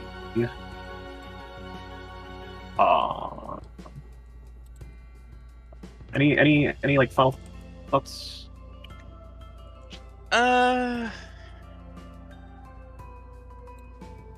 Not really. I mean, I think with the claws on hand, I don't really know what I could have done different. It was kind of just one of those matches where it's just like, I mean, I did both like better and worse than I thought I would do. Like, I still killed 3 Mons. Yeah. But that Clawtzel, man, it's a wall. Yeah, for sure. Alright. Do you have a favorite guy? Okay. You know, I think I'm giving it to Coffergigas. I'm just going with my heart on this one. He clicked a lot of buttons. Yeah. He clicked, like, all of his buttons. Magmortar can't say true. That. Coffergigas is like, he's the working man. I brought him to every match. I probably will bring him to every match. He does his job. He's not flashy about it. You know, he's the janitor of the team. And you know what? Here at the motherfucking broadcast, we like to celebrate the janitors of the world. Alright. Good shit. Thanks for your time. Alright. Then now we are going to move on. So yeah, like, again, this is kind of open world. Like, WAFFLOES is here now, but Scribe is gone.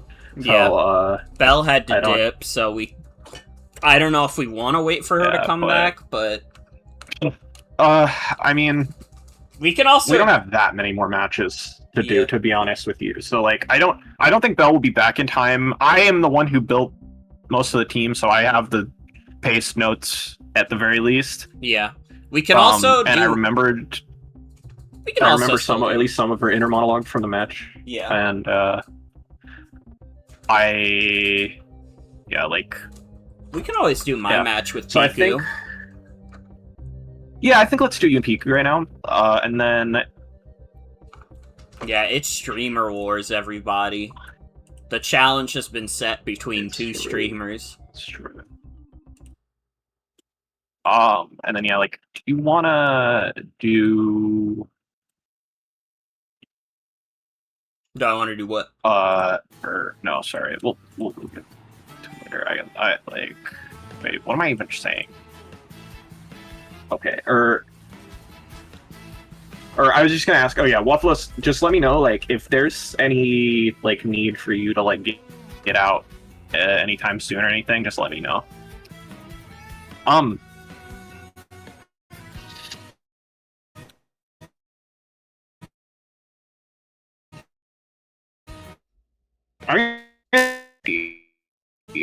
Even like some of the interruptions we've had, like, we've been pretty fast. Yeah. So Cloister lead into Carbink. I think, you know, considering Cloister sets up spikes, gets rid of the rocks with a rapid spin, but Carbink brings out the scary body press. I get scared out, decide to send in Servine. Oh What the fuck! fuck was the that? timer. it's the timer going off. I We didn't got- turn it. I didn't turn it off for Lobster's match. We got a little bit of a glare moment. We got a little bit of a double para moment going. I do a Leaf Storm on Sableye, get my Eviolite knocked off, which sucks.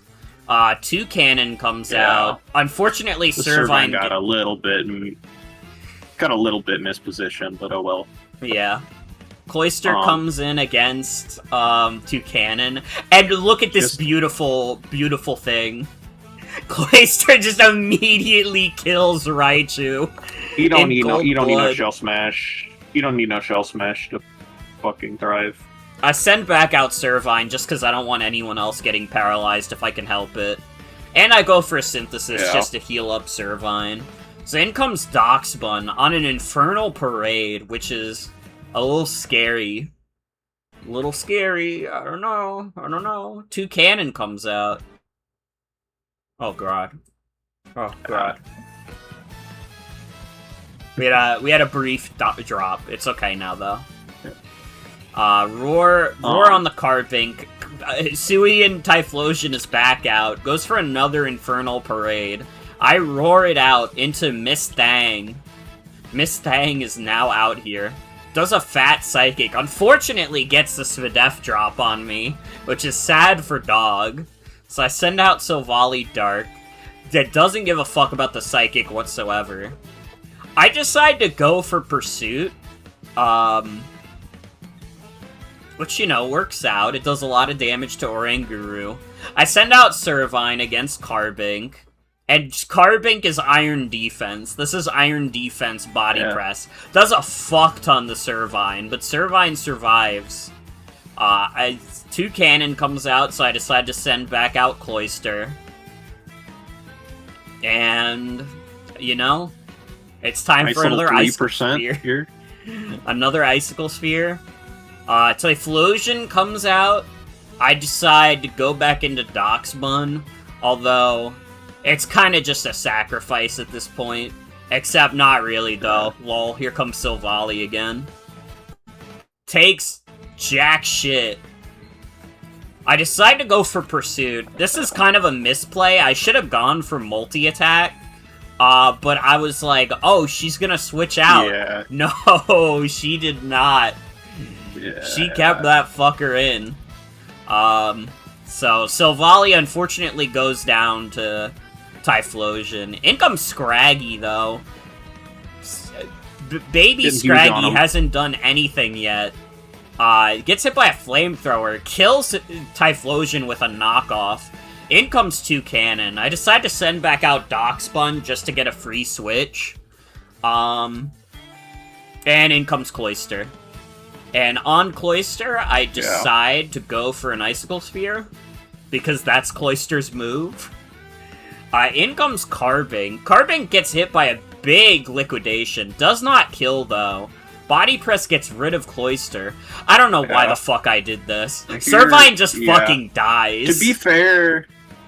To be slightly fair, you probably saw 13%, and you were like, oh, well, it's not going to do 13%, but just because of some rounding bullshit, it did 13% instead of 12. But it's fine. Aggron comes in and clicks Heavy Slam. Yep. And now it's just time to head smash it out. His favorite move. Yeah. But yeah. Little bit of little messy, but still a clean dub for Morgan and some great Cloister moments. So that's important. Yeah, this is the first game where I think Cloister really it reminded us why we love Cloister so much. I don't have Golbat. Why would I send out Snatch Golbat? That's like saying, like, oh, I misplayed. I could have sent out Mewtwo. I don't have Mewtwo. He's not allowed. Yeah. Anyways, so yeah, like Morgan and I, this team I was having like a weird night, and like I was like not normally me and Morgan are a little more back and forth on terms of what we want to do with the team, Yeah. But I was having a weird night, and I was just kind of not in a good mood, and I was just kind of like got really quiet for like half an hour, and then sent this paste back to her. Like it's just kind of it's kind of what happened. There was a little less collaboration going on, but yeah, like basically I determined two things, which is that I thought Scraggy had like a good matchup, and I thought Aggron had a really good matchup. And I mean, hey, they were the only ones who survived. So Aggron was like Rock Polish Home Claws, Double Dance, like with the assumption that it probably only click Rock Polish, but Home Claws was there for funny. Head Smash Heavy Slam is literally like all that was needed to like hit everything like really hard. Piku has no rock resists and like one like four rock weaknesses or something, 4 or 5. And so yeah, and Rock Polish, yeah, like 200 speed Rock Polish, like outsped everything that mattered. But needed to be wary of Toucannon and of Sableye. Not like fully of Toucannon, just in terms of potential deep blasts or other such. And Sableye in terms of Prankster, Thunderwave, or Wisp. Yeah, but yeah, like Aggron did his job at the end. Could have maybe come out earlier and made the diff a little better, but you know, some of the things that were like more problematic for it were kind of being stubborn about dying for a bit, like Sableye. So yeah, that's fair. Scraggy, yeah. So this is just like pretty straightforward, like Spit F, Bulk Up, Drain Punch, Knock Off Rest, and then yeah, it was kind of Shed Skin. Like the idea of Scraggy is basically like the status spreaders like can't do much to Scraggy. Like Sableye can't status it because it's Prankster, and then like the things that actually can status it, like it'll just Shed Skin it off or rest it off, or both. Lol. And like yeah, like the one thing really was like, you know, if you know, like Toucannon really needed to be like more chipped earlier for Scraggy to make like a big impact. And unfortunately, like yeah, like Toucannon really didn't want to die, so it stayed alive pretty much till the end. So Scraggy didn't get to do that much, but it at least got to kill Typhlosion. You know, that's what's important. Cloyster cooked like crazy style. Even though it was mostly just here for spikes and spin, the speed ended up being really important for like Toucannon and stuff. The threat of pretty standard Scraggy shit, as if there's this precedent for half these Shitmons doing anything. Yeah, I mean that's like, I say pretty standard in the sense that like that's like a pretty standard like what like a bulk up rest Scrafty would look like. And like yeah, but anyways, Cloyster cooked super hard though, with the stuff. It got spike up and then it pressed buttons good. So Valley Dart got a big fat pursuit. This is basically just meant to like pursuit all of the fucking crazy ghost types, and then also Iron Head for Carbink. And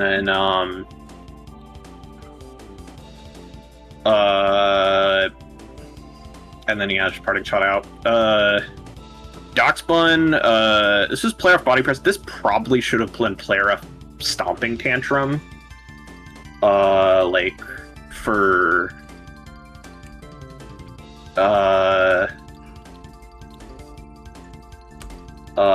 hit things. Yeah, I think one of the things was we weren't anticipating like Hisui and Typhlosion hitting as hard as it did. We just thought like it'd be more scared off by well-baked body, but yeah, Ghost is a really good type. Yeah, it probably needed Stantrum for that, or like fucking Snarl again. Go back to the Snarl lol. True. But yeah. And then finally Servine. I thought Servine could be kind of like a I thought Servine could be kind of like a secondary win con. Because like Piku didn't have that much to deal with it, and I thought like the glare and knockoff would just come super in handy. And then also most importantly was, Raichu was kind of Piku's deadliest Pokemon up to that point, and we were really worried about it. We wanted something that could defensively check Raichu. So that was actually kind of the biggest thing, was just like kind of switching into Raichu and taking fucking nothing from like Thunderbolt and Surf. Why did we get disconnected from Twitch? We were literally doing so good. Oh, I don't know. Dude. Look at the time. Nothing ever happens. Okay, we got reconnected to Twitch. Hi, everybody. Sorry about that. Go on. Yeah. It was combination like offensive utility and like just like wall Raichu guy. And it died early, but then Cloyster destroyed Raichu immediately, so it was fine. But yeah, that's kind of everything. Who is your favorite guy in your team, Morgan? Your illustrious crew. This is a match where, like, pretty much all my guys put in some kind of work. But, I mean, there's only one guy on the team who, got 3 kills and also instantly killed Raichu without even thinking about it. It's gotta be my man, Cloyster.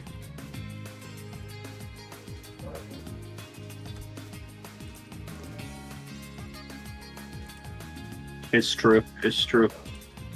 Shouts out Cloyster. Huge. We love you, Cloyster.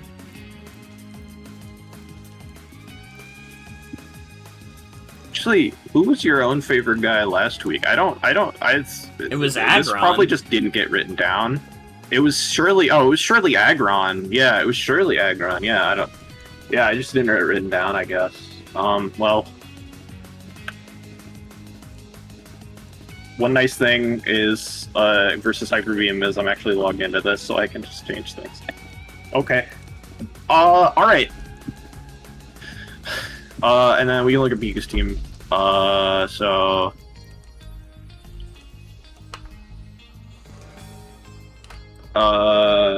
Nothing crazy going on with the EVs and stuff. Wow, that was... Nothing crazy with the EVs. Chesto Rest Iron Press Carbink is, like, pretty funny. I think this is also, like, the first time I think this might be the first time, like, Piku's brought, like, a proper hazard setter. I want to say, I think this is the first time we've seen in some Piku has. Or no, sorry, the Brambleghast has spikes as well. But we haven't seen spikes from Brambleghast. Nope, yeah. So this is the first time we've seen Piku Hazard, so we're seeing some evolution in terms of movesets for sure. Oranguru finally not extra sensory, it was psychic this time. Raichu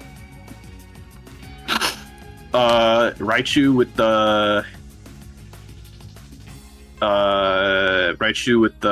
the AV. It was Thunder again, even though there was no manual rain. I guess she was just gonna go for it. Hasty Nature, which is actually, like, makes me wonder if, I think if it was not Hasty, it would have, it probably would have lived that Icicle Spear. Yeah. Well, maybe not. It did get hit by Stealth Rock. Were the fake outs? You might be right, but, it was close either way. And then bisexual rep here. This has been bisexual rep set every week, I'm pretty sure. it has been pretty consistently solid. It's been a pretty consistent like threat, I would say.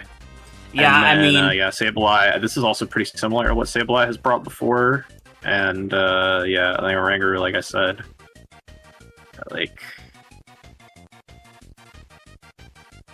Oranguru, like I said, is it's got psychic instead of extrasensory now, which is good. Good job. I think mixed Oranguru might be a mistake, but I think maybe it was just for Aggron, which is 4x, so I guess it works out. Anyways, but yeah, overall, like, good shit. I'm glad to see some evolutions in the Piku formula. Piku is learning and growing. We love to see it. But most importantly, who is your favorite guy? I mean, I guess this is not so much a favorite guy, Carvik but got the most kills, but most evil guy. You know, I could give it to Carvink, but I'm actually giving it to Typhlosion. Typhlosion was way scarier to deal with. Yeah, it's true. And let's be clear, also, 2 of those Carvink kills were from Stealth Rock. It's true. It's true. But also, hey, look, first time Piku brings Stealth Rock, immediate results. I guess so. But yeah. Anyways, yeah. But yeah, good shit, Piku. And then, now we're moving along in the sketch. We got, so how many games do we have left? So we have this. It's 1, 2, 3, 4. I think it's 5. 5. So okay, we're halfway through that. Oh wait, 6. Okay, we're less far than I thought. Wait, how have we only done 4 matches? There's no way. Dude, we've had so many long, because the first one during Ribbon MNO was really fucking long. The first break was really long. Well, no, we've done 5. It was like 20 minutes long. We've done 5 matches though. We've done 5? Yeah. I might count. Did I count bad? Okay, we did Comona Eve. We did Comona Eve. We did Jade Joan. We did Lobster Ray. We did MNO Ribbon. We did Piku. Okay, we did do 5. Yeah, I did count wrong. We did 5. Okay. So we have 5 left. Okay. Yeah, we're halfway. Yeah. We're fine on time. But anyways, let's get along to let's do now we will be doing actually the first thing we're gonna do is I'm gonna go to the bathroom. 1 sec. Okay.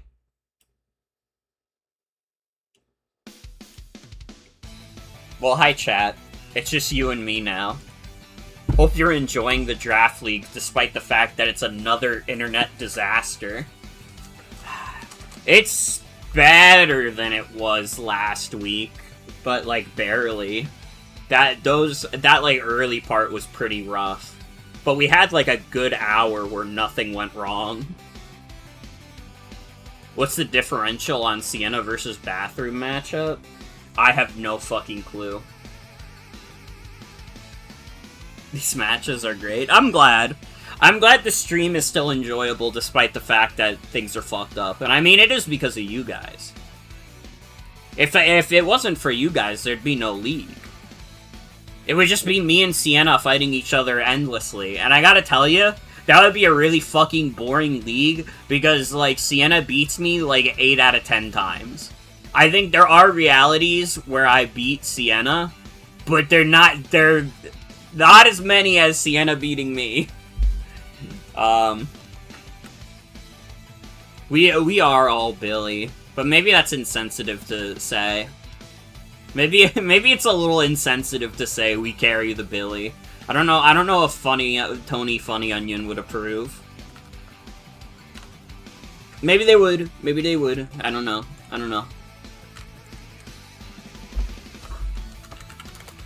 I gotta...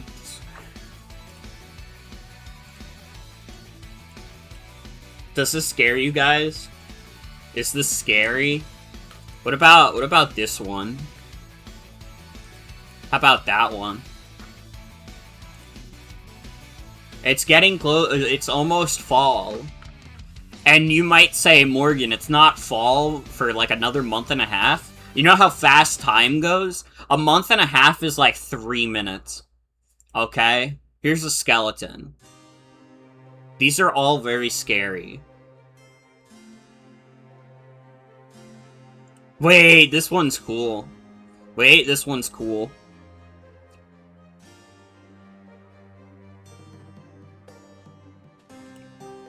This now one. I think we will do,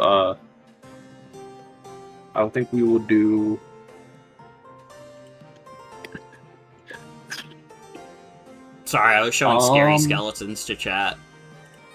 Oh, I hate scary skeletons.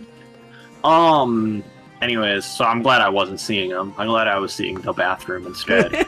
Anyways, should we do the Scribe versus WAFFLOES or the Cyadome versus Funny Onion for today?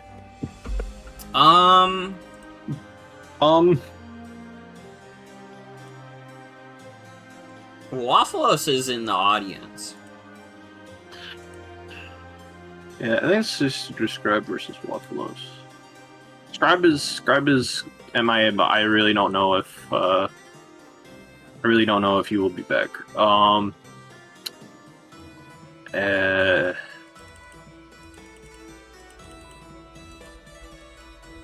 Hello to I'm the Toes Man.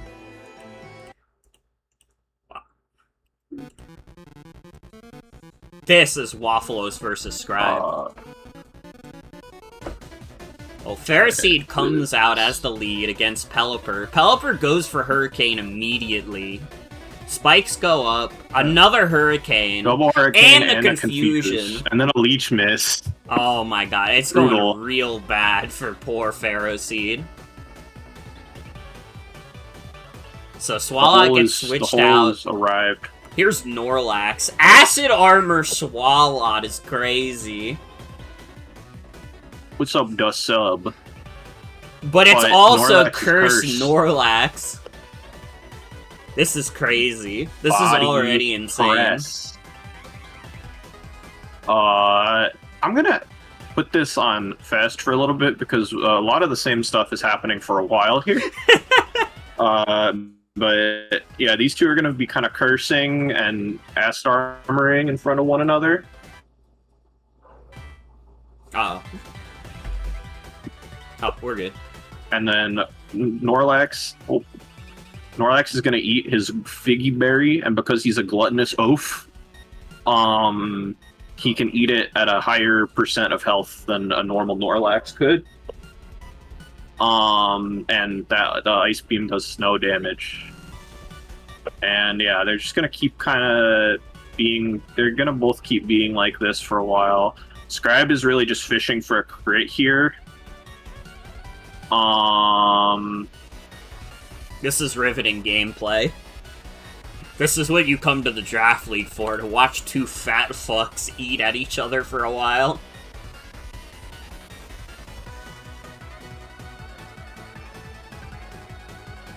And the Body Slam para comes in. Scribe But probably should have gone for Still another faster. Still faster is crazy. Still faster because Curse has put Snorlax at a third speed. Less than a third speed. And the superpower comes out. Snorlax is just, like, it's a fucking wall right now. Nothing can be done about this guy.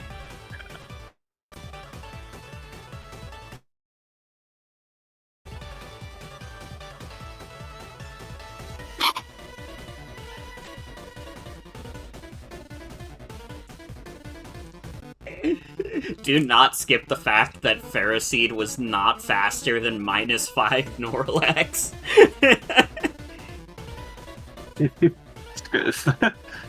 Also, this is unaware I'm Quag. sorry, I didn't process that fact. This is unaware Quag. Yeah, You so can tell like because this probably should have come out about 10 turns ago. yeah.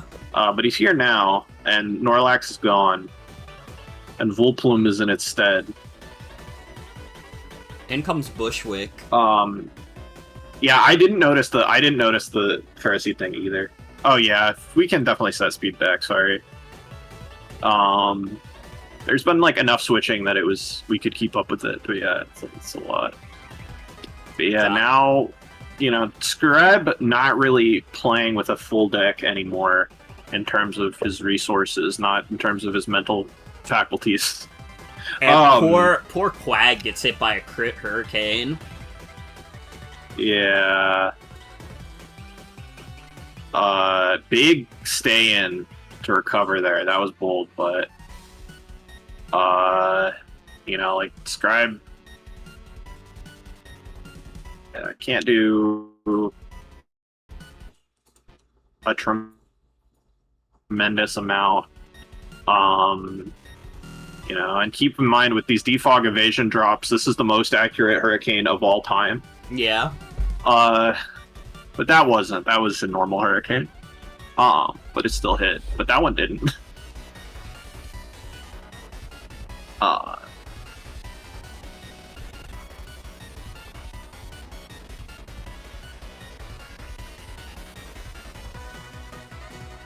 Snorlax can't be stopped. Every time you think Snorlax is about to go down, he doesn't. Until now, the beast has finally been toppled. But he only really died because he chose to. He didn't have to. That's true. He could have used Recycle, but he didn't want to. But Freeze Dry Piloswine here, as tech for the Kingdra and for the Ludicolo, is gonna clean up Ludicolo. And that's gonna end the match. 5-0 for WAFFLOES. Snorlax the only casualty, but of course Snorlax did get 3 kills, so, and was just kind of the most scariest thing. So I'm literally WAFFLOES. I'm literally gonna say it right now. Snorlax the MVP of that match. Snorlax is the favorite guy. Recycled Snorlax did so fucking much, it was crazy. Wait, I don't know why I invited Sauzels. I didn't mean to do that.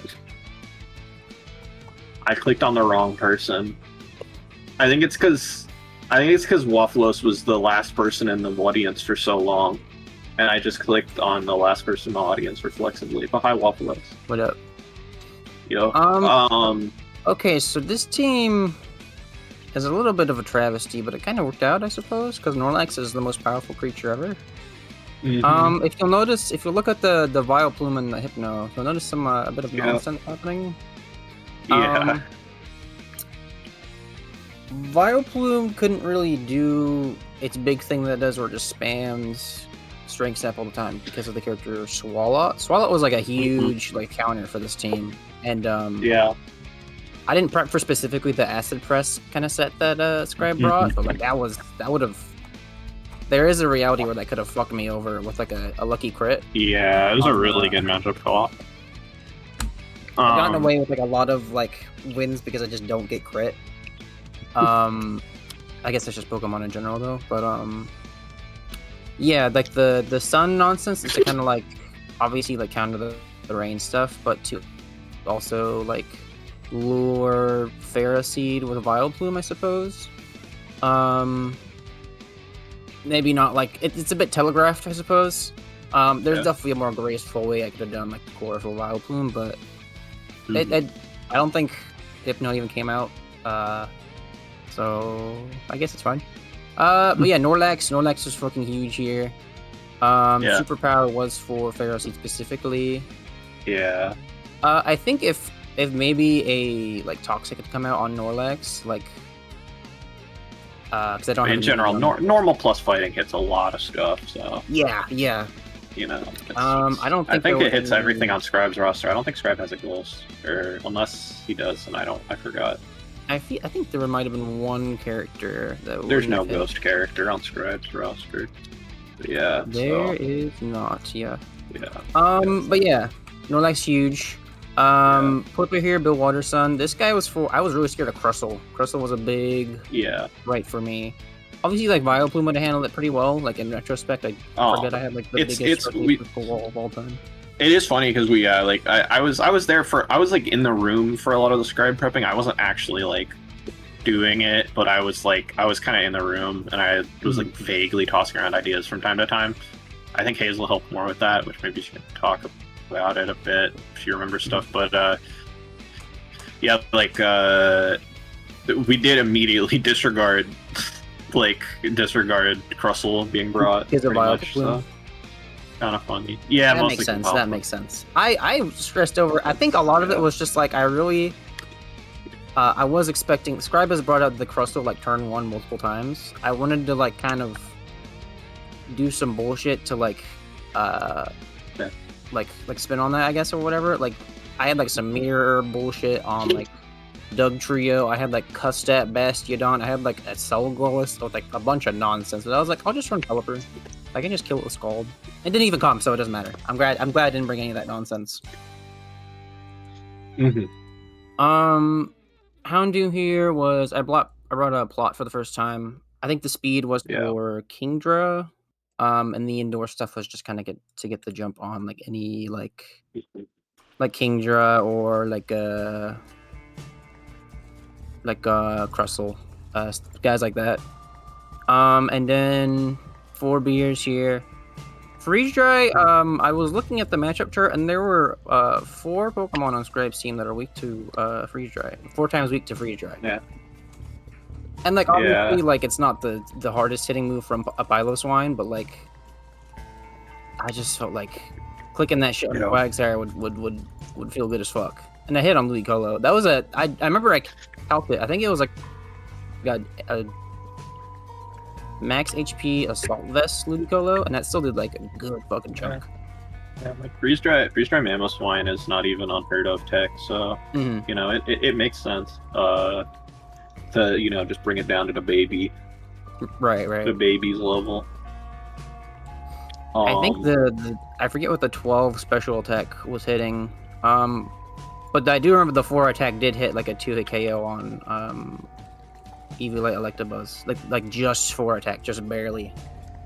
But that's pretty much it for my guys. I explained the team name already in a call. I don't know if I. Yeah. I will say one kind of ironic. Well, it's also Hazel. It's also modern tech for, like Overcon Wellspring. It still survives, but yeah.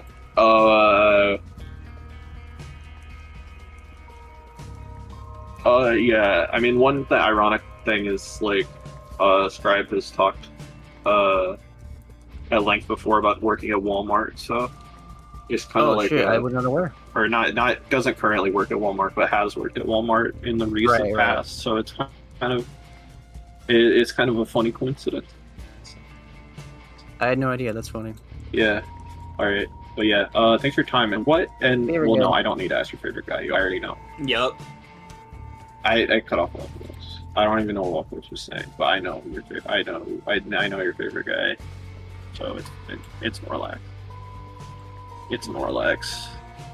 It's Snorlax. Alright. This 20-day-old establishment, they'll make us find the old way. And then, yeah, we talked about Scribe's reaster. So, Scribe's team.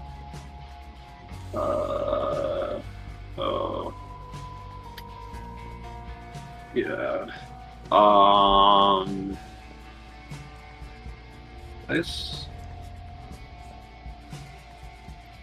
invite Hazel on. You don't have to accept if you don't want to, Hazel, but if you do want to, you can. Hi. Hi. So this is Acid Press Swallow. I remember this being like the first thing that kind of got like Yes. solidified on the team. Like Acid Yeah, Press, Ice Scribe Beam, was Scribe Swallow. was really excited to do that, and I was just like, yeah, Acid Press Ice Beam like kills a lot of things. Except for except for that Fizdef extremely Curse specific. Snorlax. Fizdef Curse, Biggie Barrier Cycle, Snorlax, because it still probably would have broken a regular style Snorlax. Right. It would have broken like a special defense like adamant Curse Snorlax.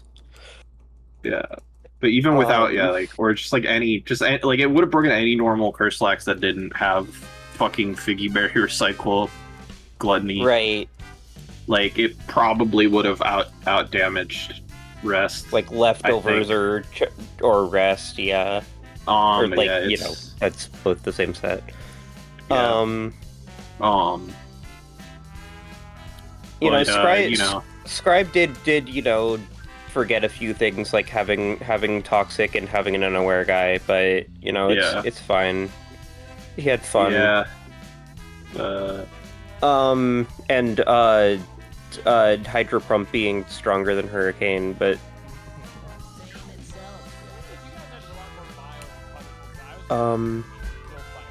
the fuck? What am I hearing? Guys, I have nothing against Kareem. If he did die getting hit by a subway, that would be really. What is happening? It's not funny. What the fuck? I'm hearing something. Yeah. What? The fuck? I clicked on a Twitter video because I normally am allowed to do that. Okay. I normally am allowed to do that, but I forgot that I'm underpinning the entire fucking stream. I'm sorry. I was so confused. This is not what I'm used to doing. I'm not used to doing this. I was. It was a video. I couldn't resist the caption. The subway takes guy has a gin. Okay. Anyway.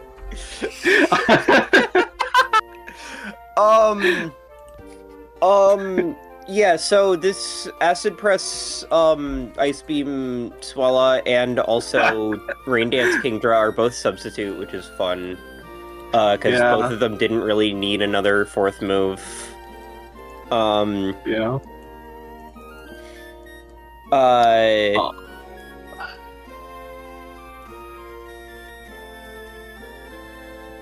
Yeah, both had potential to cook. I did warn Scribe to watch out for Freeze Dry, Piloswine for Kingdra, as well as Ludicolo, as well as Quagsire. Just kind of a really funny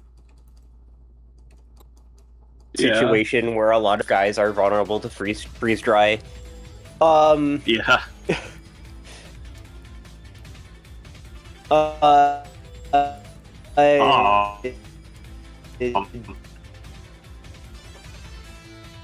feel like a lot of this stuff I don't know what exactly it's like. I think it's creeping in rain. Oh god, it was some Scarfer, right? Imagine. Yeah, it was some. I was thinking it's like, oh yeah, this thing absolutely could be Scarf, and I forget what it like. I don't know if it was Scarf Dugtrio. Yeah, it's some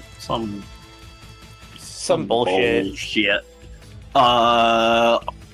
Altaria. This is defensive Altaria with EVs to live something. This is just Fizdef Quagsire. There's nothing even special about him. Altaria was like he's every Quagsire is special. But every Quagsire is super happy. Pharisee kind of pwns Snorlax and that isn't set up. And just kind of sits on a lot of things. Switches into File Plume poison moves.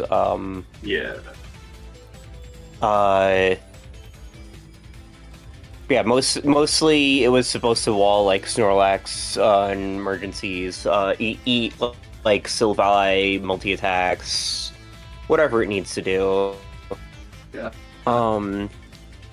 The set is, again, really, really standard. Yeah. If I had been thinking about Curslax more, I might have said, like, oh, maybe not, like, minimum speed. This So, Ludicolo being own tempo is a mistake, right? Yes. Yes, absolutely. Yeah, I never caught that. That could have been if that had become relevant and happened, that would have been a that could have been heartbreaker. silly. That could have been That would have silly. been a heartbreaker for sure. But I mean, like, I say it, fortunately that didn't matter, but is it really fortunate? I don't know. It's debatable, but yeah, Yeah. it is what it is. Yeah, Assault Vest Ludicolo was my special little idea because I noticed the team really hates switching on Houndoom. Yeah. So just like special defense Assault Vest Ludicolo with good power just kind of switches in and threatens Ludicolo moves, which, you know, the coverage from Ludicolo is pretty scary. Even if its power isn't like the biggest, it'll still hit things. Yeah. 90 isn't bad. Hi, buy a carton of milk. But yeah. But yeah, overall, I mean, like, this was a cool team. It was good. I think it just kind of it fell to a hyper specific like matchup, like the Swalot really the Swalot really got owned by just kind of bad luck. Yeah. But it is what it is. Bad luck, and also just kind of not getting a crit, which, you know. Yeah. I mean, if it had gotten the crit, then yeah, things could have suddenly been really scary. But, just also bad luck in terms of the matchup it got. But yeah, that's Pokemon. That happens sometimes. That's draft. Yep. Do you have a favorite guy, Morgan? God knows I know that happens. I mean, it's Swalot.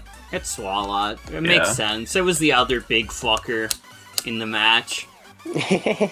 Yeah. This was a match of big other... fuckers. Yeah. Alright. And then, yeah. So, alright. I'm sending you back to hell now, Hazel. Oh.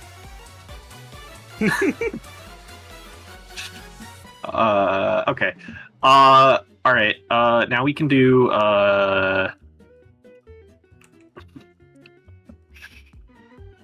Now we can do me versus Hazel. We could do... Well, Hazel is here. Yeah, Hazel is here. Do me versus Hazel, or we can do Mike versus Tony. I think let's do me versus Hazel. Let's do me versus Hazel.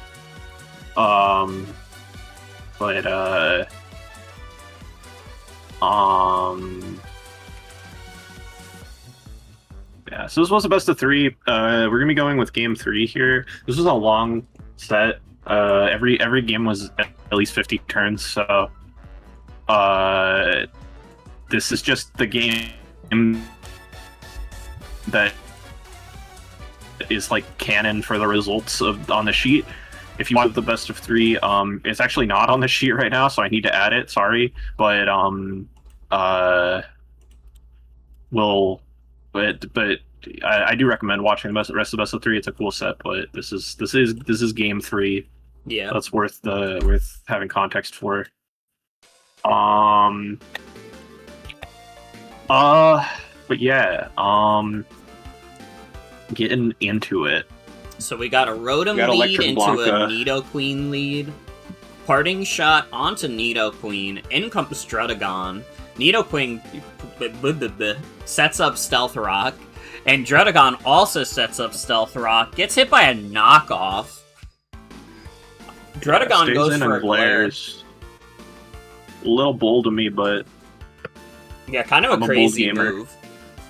But yeah, Charizard is out, Electros is out. Electros takes 30% from Flare Blitz.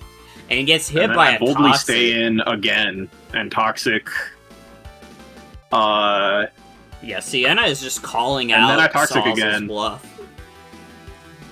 I have status half of Hazel's team in the first 8 turns, and Circle Throw misses twice, which is brutal.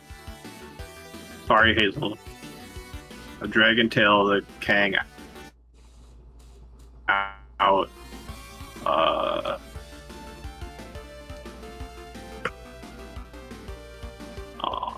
I knew that would be a spin, so I frickin' stay in and Dragon Tail it out, and then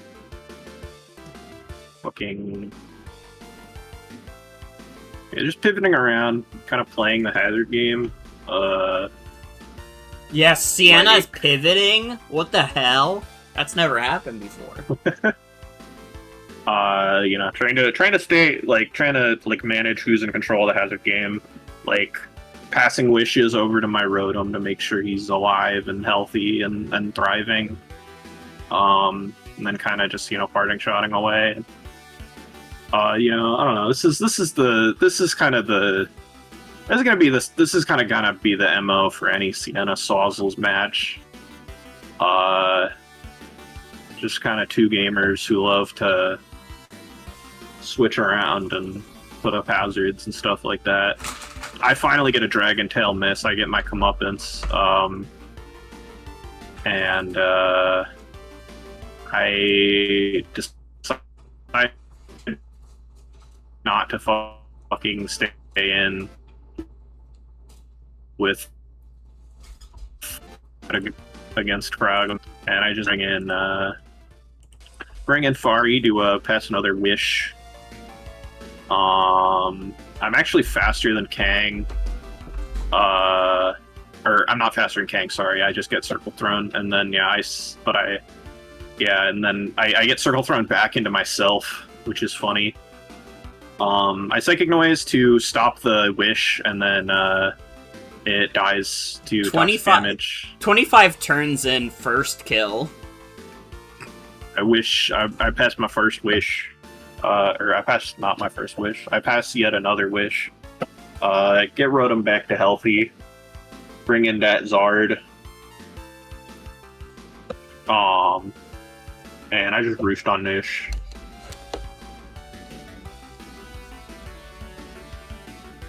Drud coming back in. Don't want to risk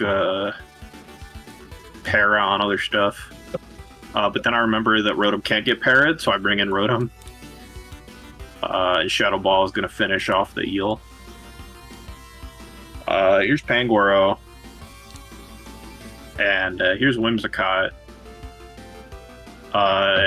Despite being a resisted -1 attack, the close combat still does 27%, because Pangoro's kind of really fucking strong.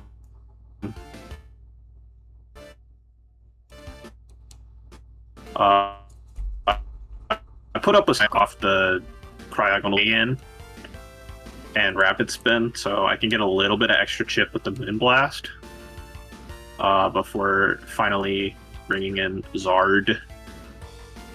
Flare Blitz once again immediately get fucking poison pointed. A tragedy.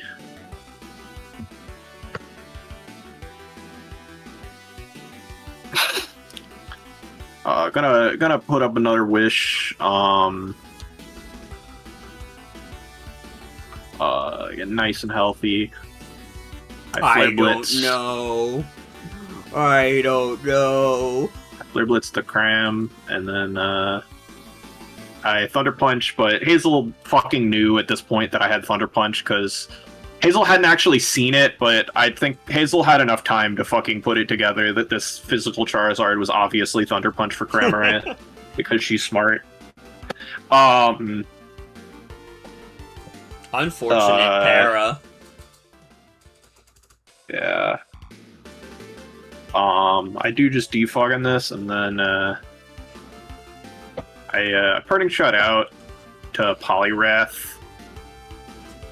A white woman male. I click. Yeah. Hypnosis. I click Z Hypnosis to get the speed boost. Cryogonal comes in to eat the sleep. But I still get the speed boost, and Drain Punch just fucking kills from there because Cryogonal has fake physical bulk. I do click Hypnosis on Cramorant, just kind of hoping for the best, but I do not get what I wish for. And one more Hurricane, and Poliwrath's dead. Poliwrath did successfully clean up with Z Hypnosis earlier in the set, but that game it was not so lucky.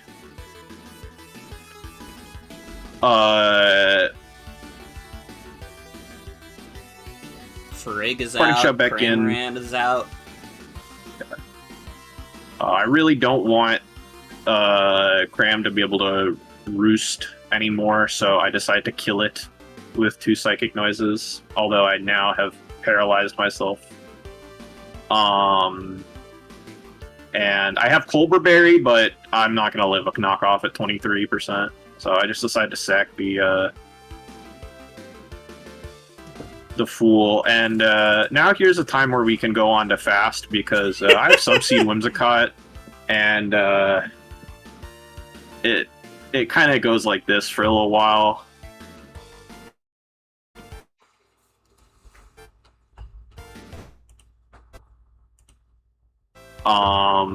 To be honest,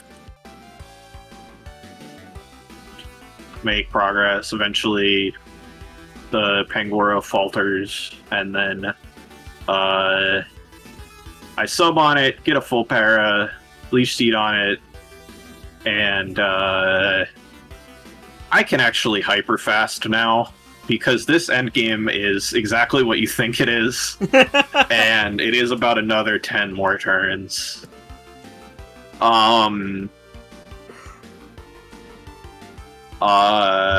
Whimsicott is a wanted criminal. If you see Whimsicott in your area, please contact the local authorities. I finally get a full para, so I decide to go for a knockoff to make this go slightly faster, and I immediately get poison pointed. Of course, doesn't matter that much, but pretty funny. And then, yeah, that's gonna clean it up. But yeah,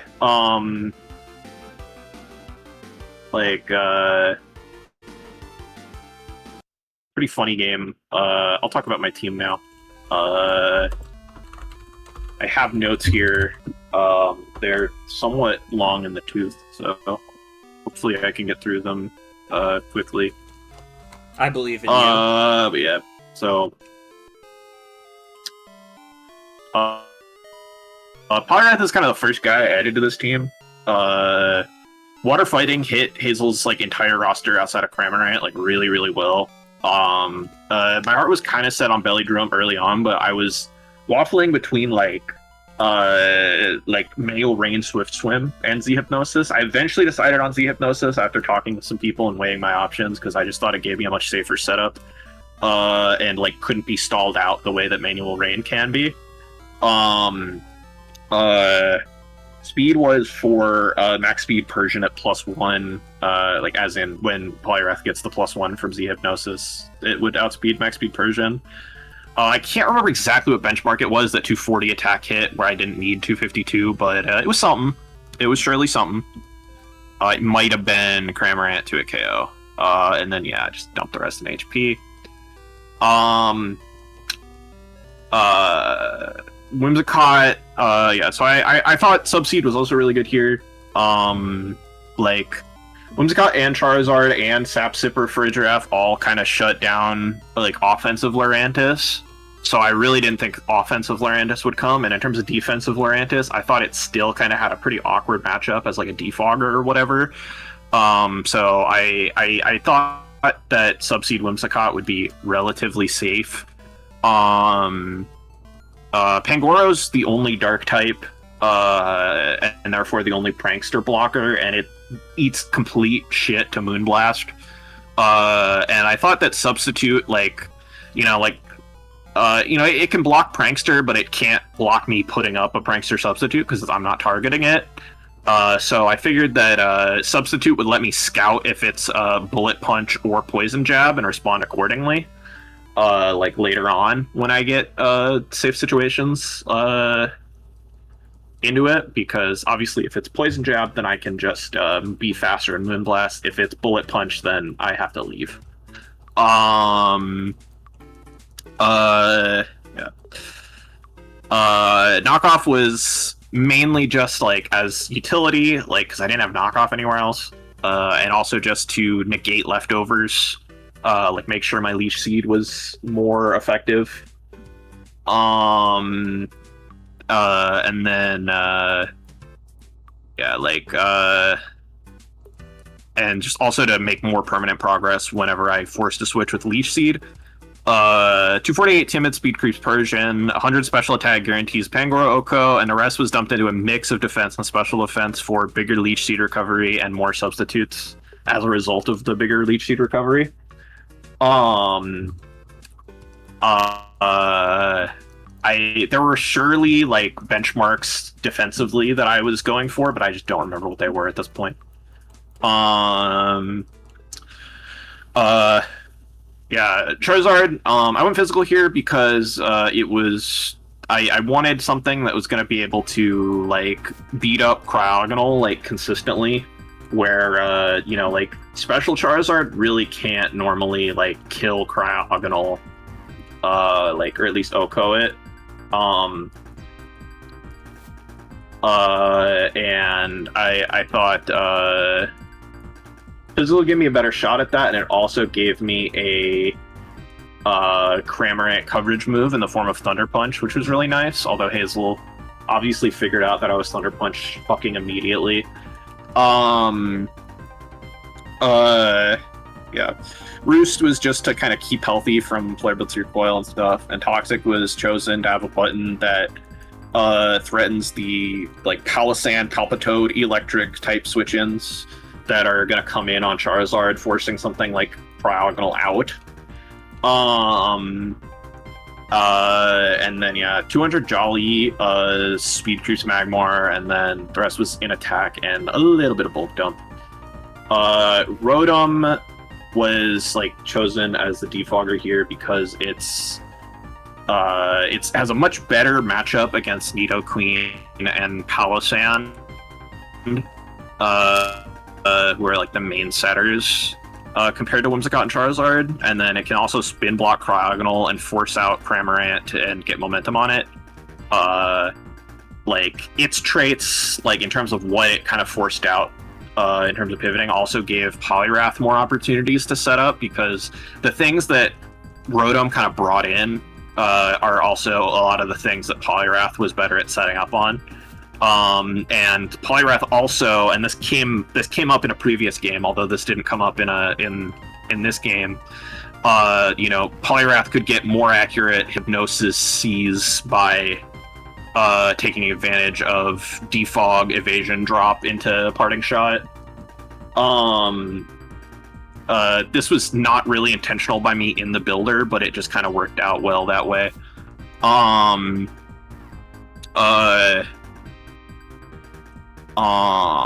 Yeah. Discharge was chosen as like just the electric stab to like force out Cramorant and stuff. Whereas Shadow Ball was necessary to threaten Palisand. Parting Shot was to prevent my Volt Switches from getting blocked. 208 Timid Speed Creeps Max Speed Cramorant. 180 Special Attack gave me odds I liked at 2-hit KOing Palisand with Shadow Ball, and the rest was dumped into HP. Freddraft made sense to me for a lot of reasons. Wish Passing to keep Rotom healthy in a prolonged Hazard War. Priority blocking against Kangaskhan Fake Out Cycling. Psy Noise to keep the things with healing moves honest, because there are quite a lot of them, and also to block wishes. Perhaps most importantly, it's a Pangoro lure that keeps the thing out of my hair. 32 HP to maximize wishes, and then investment in both defenses to take certain Cryo and Pangoro hits. On the subject of speed EVs, I don't fucking know where they came from. I'm pretty sure I was trying to speed creep Electric and then just accidentally added 1 extra point of speed. Hazel was like freaked out by how fast this Furgiraffe was. It was more relevant in previous games of the set, but yeah, like I'm pretty sure that's what it was. I don't really know why I even tried to speed creep E-Electric. I don't know why I thought that was so important. But the thing is that this put me... Hazel's, like, relatively random speeds investment that she put on Pangoro, this put me exactly 1 point over it. So, I don't know, the EV gods were just, like, shining upon me, apparently. Yeah. And then, yeah, like... the idea was, like, the idea was definitely to go second and, like, kill Pangoro with Dazzling Gleam. Which, like, had happened. And it, again, in previous games, it did, of the set, it did die to Dazzling Gleam. Or in one previous game, it died to it. And then, yeah, Drudagon, pretty fucking normal Drud. I really wanted Druds like generic bulk and contact punish. Glare is broken. This also just kind of was the best setter versus removal matchup I had. Like my setup, my setters kind of did bad against Hazel's removal overall. And then yeah, like Earthquake was just to have some way to touch Mawile and also avoid Poison Point on Nidoqueen. And then yeah, I don't remember all the defensive benchmarks for this, but I'm pretty sure it was something like living 2 freeze drives from 0 special attack Cryogonal on the special side, and then like on the physical side, it was like it had to be something with Pangoro. It was like it had to be like Pangoro knockoff, or Pangoro CC something. I don't know. And then yeah, and then 24 speed was counter creep for 4 speed Mawile. Because I thought Mawile might be coming, and I thought Hazel might assume that Drud was gonna try to be faster than Mawile. But yeah, that was my team pretty much. I thought it was pretty epic. What do you have of as being of a favorite guy, Morgan? It's a little tricky. I feel like a lot of these Pokemon put in good work over this match. And I'm sure they also put in good work in the previous matches. Unfortunately, we at Motherfucker Morgan Industries don't have morals, so we're picking the immoral Whimsicott. The morally bankrupt and corrupt Subseed Whimsicott. This is fair.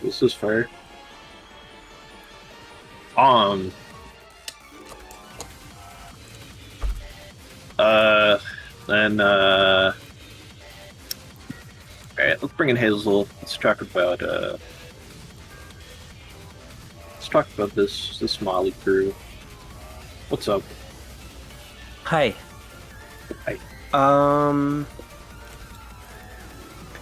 Yeah, Waffle is saying, yeah, Sienna's kind of good at this building thing. That's really true, and also, I know that, like, I mean, when it's me versus Sienna, we both, like, stress out and laser in on, like, fucking everything. Yeah. And, I mean, a good example of that is just the fucking speed EVs, you see on my side. Is... Yeah.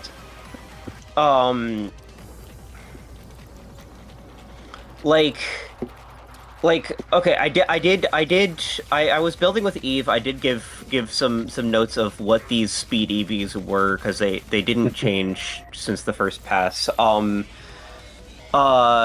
wait, they did change because Palpitoad went away. There used to be a Palpitoad on this team instead of Cramoran. Which I'll get a little into later, but it's like Palpitoad, the forward Palpitoad and Pangoro were both like they both outsped 0 speed Poliwrath plus some change. And even though I didn't think like zero speed or like 4 or 8 speed Poliwrath was super likely, it was mostly just to like troll Roselia. Yeah. So that 8 can't counter creep. So like I'm always on. I like against like someone like Sienna, I have to be like on the counter creep counter creep game. It's like level. We're on like level 7 speed EVs at this point. Like Kangaskhan outsped a Kling that was supposed to outspeed Scarf Magmar after a shift gear.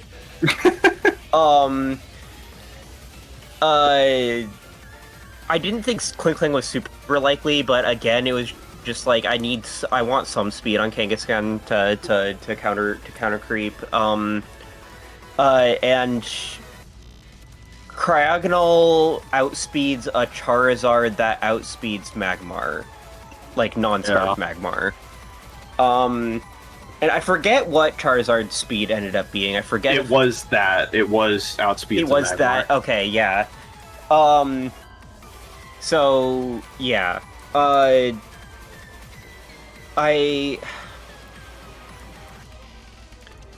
was those like yeah. So Cryogonal was the one that ended up being like absolutely the right call. Like Pangoro, I've just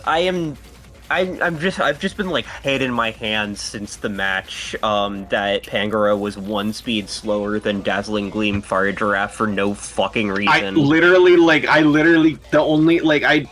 explanation I posited is the only one I can think of, and it doesn't fucking make any sense. It's like stupid, but it's the only one that makes any sense. Yeah. I mean, the fact that it was Colberberry too, but I at least could have, like, Knockoff still did a lot, right? Yeah. So, and especially, like, after a Swords Dance, like, I could have been able to set up Swords Dance at like, certain points. I don't know why I set up that one Swords Dance, during Game 3. I was just kind of at a loss at that point. Throughout Game 2, I was just realizing, like, I fucking can't. I didn't prep enough for, like, for Rotom. Mm-hmm. I, like, kind of forgot it got Defog and Parting Shot. Yeah. Like, I didn't think about that as being the Defogger. Mm-hmm. So, I mean, I'm gonna go a bit into, like, what is actually on the screen right now. Like, Cryogonal's pretty fucking normal. 4th move Knockoff because it didn't really need any coverage. Freeze Dry hits like most of Sienna's roster. Yeah.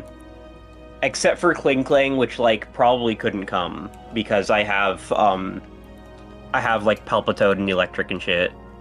And Magmar was like the worst for it. Magmar and like low-key Nidoqueen and Kangaskhan as well. Honestly, Palossand completely ends. Yeah, it was not a good time for Kling. Yeah. And yet I still brought Rocky Helmet Cramorant. Because it hit a few other things too. Just kind of annoyed like potential like Poliwrath moves. Fire Giraffe body slams, Druddigon Dragon Tails, just kind of pissed off some of the weaker and resisted physical hits. I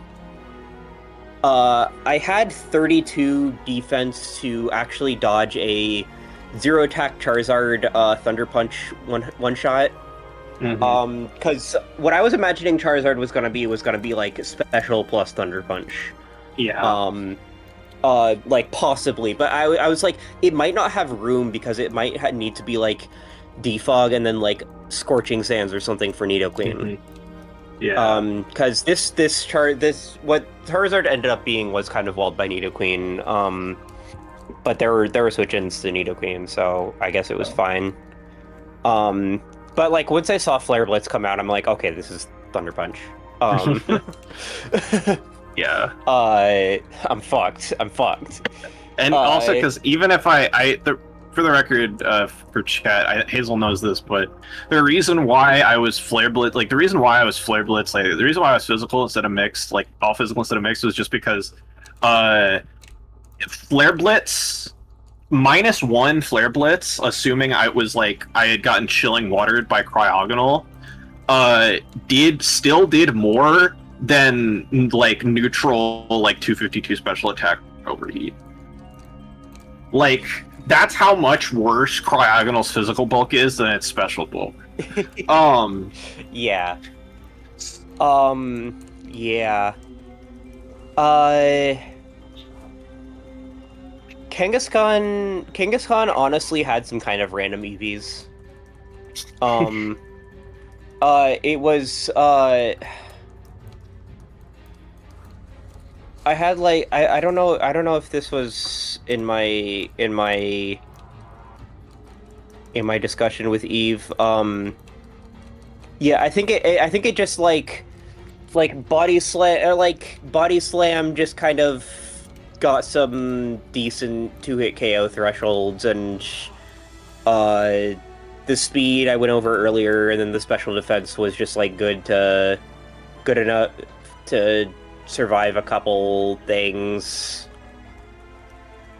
It like absorbed Rotom Volt Switch as well, because I forgot that Rotom got Parting Shot.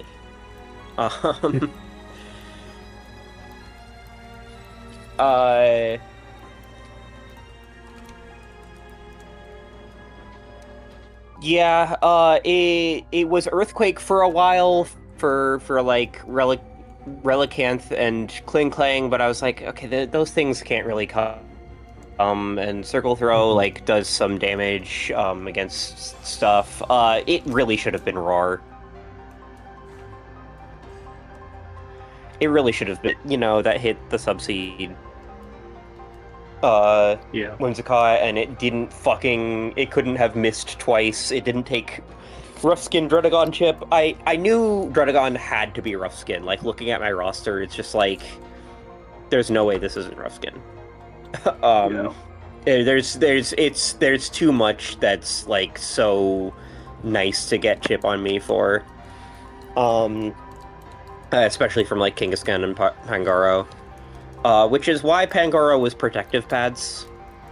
Yeah. It was like Life Orb, both Bullet Punch and Poison Jab for a bit, but then I was like, I don't think I need both. And then I was just like, it's fucking protective pads Sword Stance again, for some reason. For some reason, that's the answer again. Which I just didn't get to do a lot because of the Fast Fire draft. Fast Fari and Subseed were both bad matchups for it. Yeah. That was just a good call on your part. Electric, FizzDef Electric just kind of, and it did just sit on a lot of things, but I think it ended up not being quite enough. Yeah, and I think the amount that it was like way too fucking passive against Rotom specifically was like yeah, really, I didn't think about Rotom enough. Really rough ultimately. I thought Acid Spray made this set like really devious. And if other things had come, then it would have been, but it did 7% against the Dredagon that came. Even after a couple stacks, it wasn't doing a lot. Yeah, and it was Parting Shot like half the time. So yeah, again, I just I didn't think about Parting Shot at all. Yeah. That really ruined my entire team. Yeah. It's too good. It's too good of a move. This Nidoqueen. Now, I said I was gonna get into Appletun a little more. Appletun used to be the Rock Setter, which gave Nidoqueen a 4th move slot, which I think my two options would have changed this fucking game. First of all, Toxic Spikes was the one thing that Faye suggested, and we didn't go into a lot of it because I didn't discuss a lot with Faye. But I was just like, yeah, that does actually seem pretty nice. Grimer is so unlikely, and Roselia, I have ways to deal with it. So if I can force out Roselia as well, I can just kind of get rid of that. in ways. I can just like take advantage of that probably. But yeah, neither came. So I think Toxic Spikes did put on a lot of pressure, except I just couldn't take advantage of that pressure against Rotom. Yeah. So, but my two options were for if it didn't have to run Stealth Rock were Taunt, which would have made Dredagon like way easier to deal with. And I was kind of wishing I had that throughout a lot of the set. My other thought was Throat Chop, which I think might have been even bigger. I ultimately abandoned that because I was like, okay, Sienna never brings fucking Psychic Noise Fire Giraffe. Because I was thinking at first, like, oh, that'd be so good. It's just like it just kind of neuters Fire Giraffe, and I can just like keep in Nidoqueen against that. And it's like, nah, it's not coming. It's probably gonna be like Body Slam spam, Body Slam spam plus Future Sight. But no, it's like noise, and I could have blocked the Psychic Noises and shots, except for and blocked the parting shot. But if Rotom like came in on a Throat Chop, it couldn't have parting shotted out. Yeah. So that would have been kind of huge. But I didn't think about doing that enough. I didn't think hard enough about it. So I don't think it would have come anyway, but it would have been good. You know, what could have been? What could have been? But yeah, this is mixed defense, Nidoqueen, Adamant. Very similar. The large women ended up very similar. On my team. Hashtag similar large women. Yeah. Get that trending. Yeah. Get that trending. Thinks about large women and gets so hard I get nauseous. Anyways, we're on Twitch. We're on Twitch. I don't give a fuck. I think we have enough. I think that's about it. Unless you have any other questions about. No, I think we've exhausted it a little bit. Giga Drain was for Marowak, of course, on Electric. Yeah. Okay. Yeah. All right. Got it. All right. Yeah. Thanks for your time. Good shit. Genuinely good shit. You're my friend. Good games. You should. Yeah. And what's your favorite guy though? My favorite guy, I'll give it to Nidoqueen. I feel like Nidoqueen put in a lot of work that match. That's fair. Nidoqueen valiantly kept those hazards up. Alright. Now we return to the schedule, and we have Bell versus Bowser, Mike versus Tony, Diana versus Faye. Tony is in chat. A lot. Tony's in chat. Yeah, I don't know, Tony. I don't know if you're available to get on mic if we wanted to do your match now, but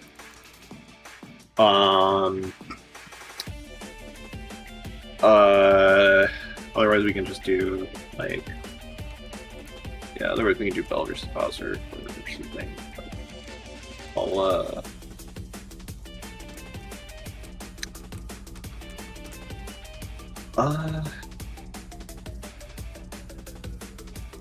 Tony has not said words yet.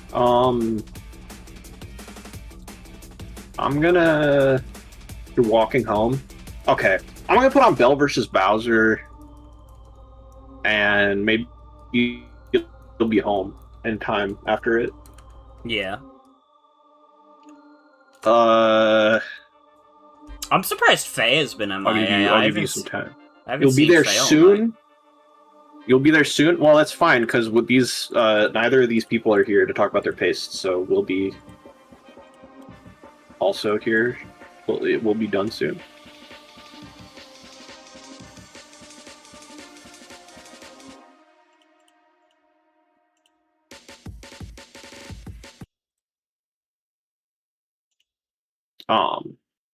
Yeah, Faye told me that she's not, like, she might not be home. Like she said she might catch the tail end of the stream, but that she wasn't sure about it, so she sent me notes. But Oh, okay. yeah, but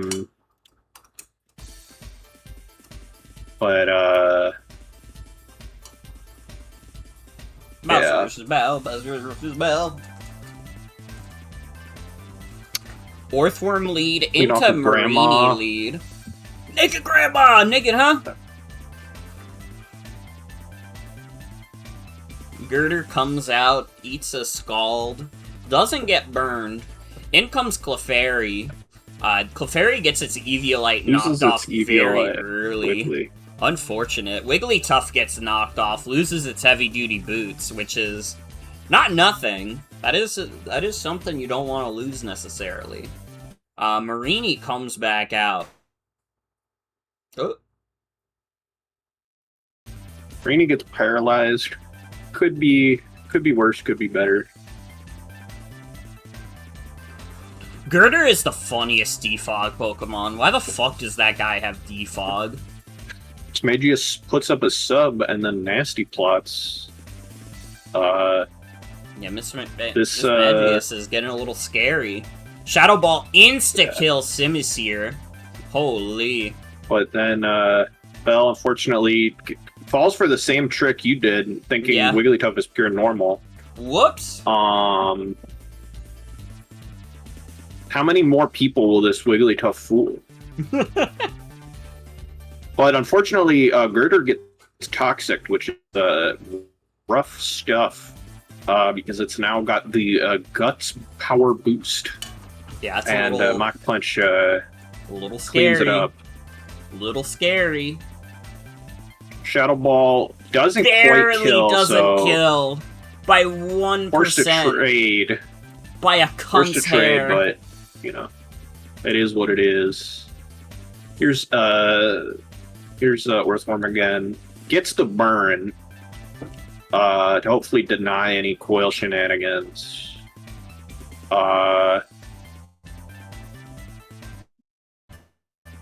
And then immediately, first Scorching Sands, Guzzler gets burned, which is brutal. Yeah, unfortunate. Bell decides to leave instead of dealing with any of that crap. Orth comes in.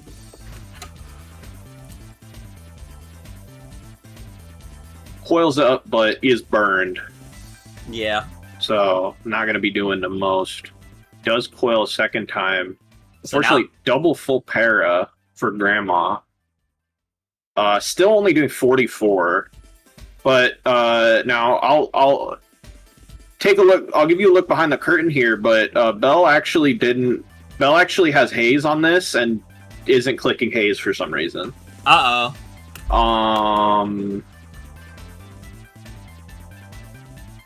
And it's just clicking, and just clicked Scald a few times. And unfortunately, Earthworm also is faster than Guzzlord here. Now Stone Drainer is going to come in. Crit definitely mattered, but like Revenge Kill with low kick here. And even get a little chip on Claydol here, but you know, Bell's time is definitely running low. Yeah. Could have recovered and maybe 1v1 to the Claydol down with Clefairy, but you know, it just didn't quite work out. And that's going to be a 3-0 for Browser. I will talk about Bowser's team first, as it is customary. I have notes from Bowser. Yeah. Orthworm, so Orthworm, it's Orthworm, had to work around burn, but it got up rocks and boost swept a bit, so it did its job splendidly. Yeah, and this is like pretty much, this is Bowser's go-to Orthworm set, is this coil stealth rock contraption. Earthquake is different from usual. Usually it would be press, but of course Earthquake you want to hit the Marini, so you don't get walled by Marini.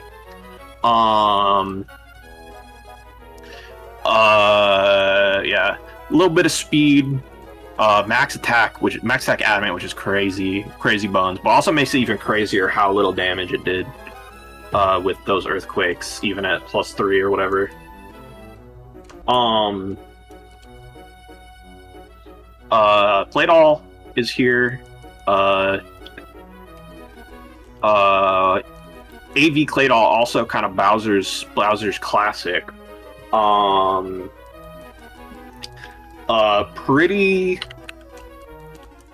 did its job valiantly once again.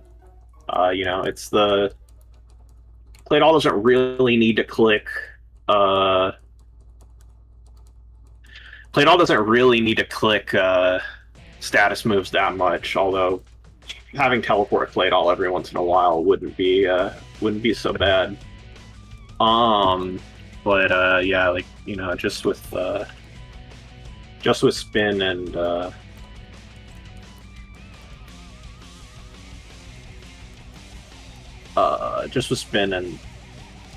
and attacking moves, it does a whole lot. Spin and Scorching Sands especially. Wigglytuff, this is also, I think, a pretty standard Wigglytuff. Flamethrower is gonna hit those steel types, those pesky steel types. And then, yeah, just your Moonblast, Wish, Thunder Wave. Bowser likes big attacking stats. There's speed creep here and stuff, but there's, you can see the clear bias towards big fucking numbers that do a lot of damage, which is... Hey, I don't disagree. Yeah, and then, yeah, you have this Choice Band Simisear. Did not get to do anything, just had the sub nasty plot, kind of just took that guy out, but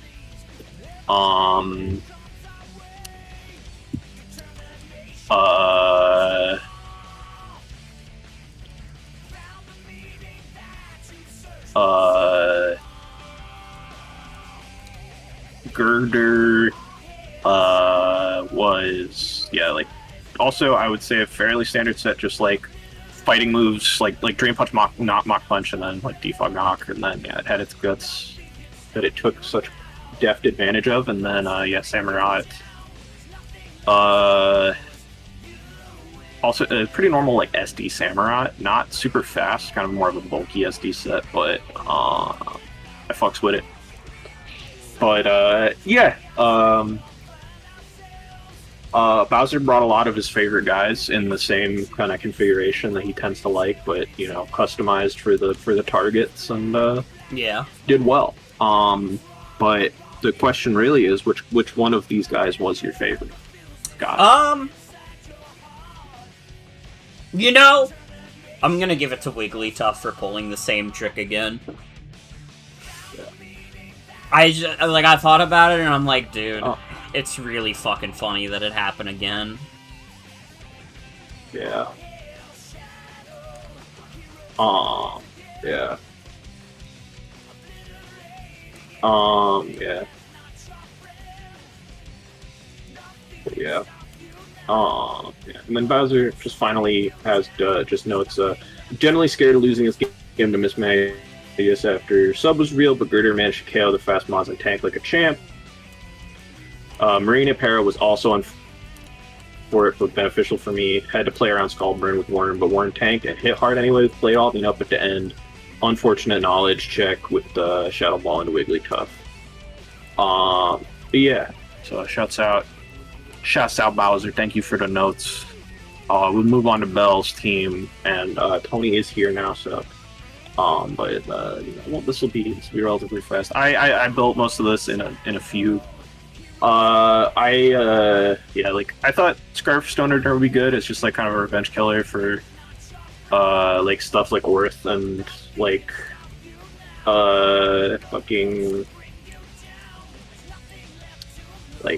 like Worth and Frostmoth, especially, who didn't come, but I was scared of. Frostmoth and Heliolisk and a lot of these big offensive threats, Simisear as well, actually. Big offensive threats who didn't come or weren't a big problem, but who Scarf Stoner are matched up really well against. Marini was explicitly meant to wall Earthworm, and I told Bell to click Haze. It was in the notes, but she didn't do it. So I'm sorry, Belle, but it is what it is. I was clearly doing some. Also, Marini was also meant to wall. Was also meant to wall Frostmoth, by the way. The 44 special defense was all it needed to wall Frostmoth, because Frostmoth does not have freeze dry and does not have any other coverage move for hitting water types. At least not hitting a water type that's neutral to grass. And then, yeah, Toadscruel has... this is the first time Toadscruel has actually brought Spore, even though it's come every week. Yeah, it's... Spore, just for the Orth switch-in, because it really doesn't fucking have anything else to hit Orth. And I clearly did some crazy fucking shit with the EVs. I must have some notes. Here, it was Speed Pierce, Max Speed, Clade All, because...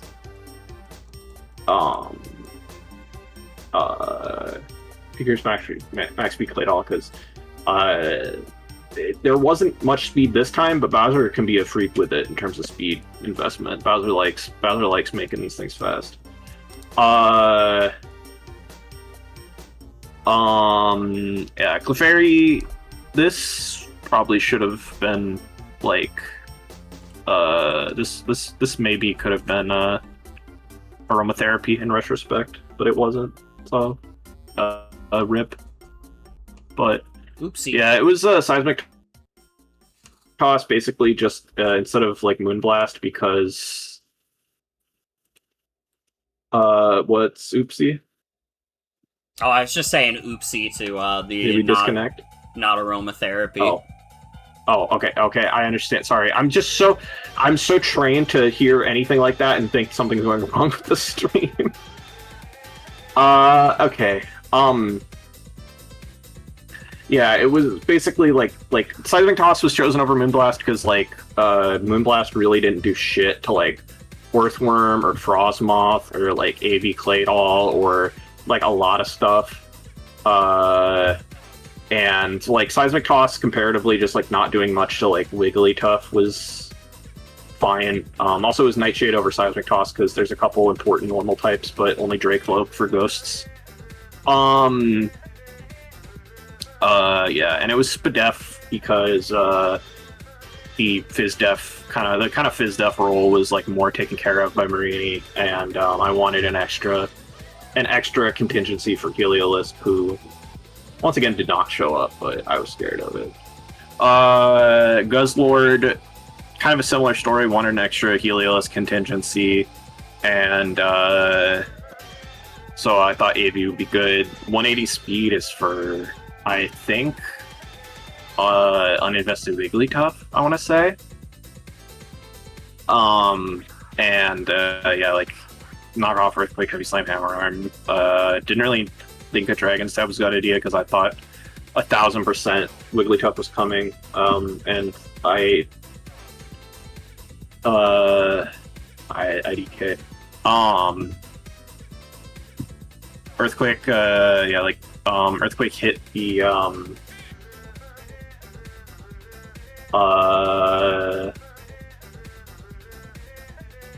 Earthquake hit the Sauvali Poison, and like Hammer Arm hit Earthworm specifically, and Heavy Slam hit, yeah, like Wigglytuff.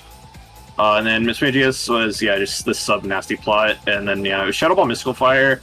It honestly probably should have been a move other than Mystical Fire, because I had like realized during the match, like, oh god, yeah, if it clicks Mystical Fire into Clefable or Wigglytuff, that's bad. But I mean, that situation never came up, but it shouldn't have. It like, you know, that doesn't change the fact that it should have been something different, probably. But you know, it worked out okay. And I thought Belle played pretty fine overall. Like, I don't think she played it that bad. The Haze thing was like bad, but I think overall she's improving. Learning. Yeah, she's improving. She's learning and growing. We do love that around here. But what was your favorite guy? I think it's got to be Marini. Yeah. I don't see how it could be anybody else. You know, the not Fair. clicking Haze was unfortunate, but Grandma really did put in work. Yeah. Dear old Grandma. But yeah. Shouts out to Grandma. Alright, now we got Tony versus Mike. Once again, we will be using game game 1 here. And the reason we're using game 1 is because it was let me double check, make sure it was the canon game, but I'm pretty sure it was the canon game.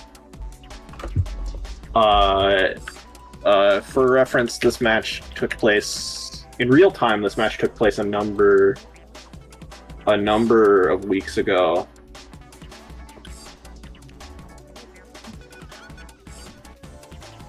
I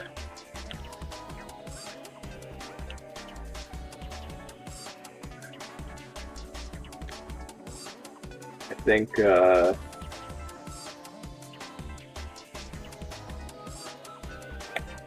whatever, we're clicking on game 1, and if it's not the game that had the best differential for the winner, which is Mike, then sorry, that's not my fault. I wasn't the one who put it in the fucking sheet. Yeah.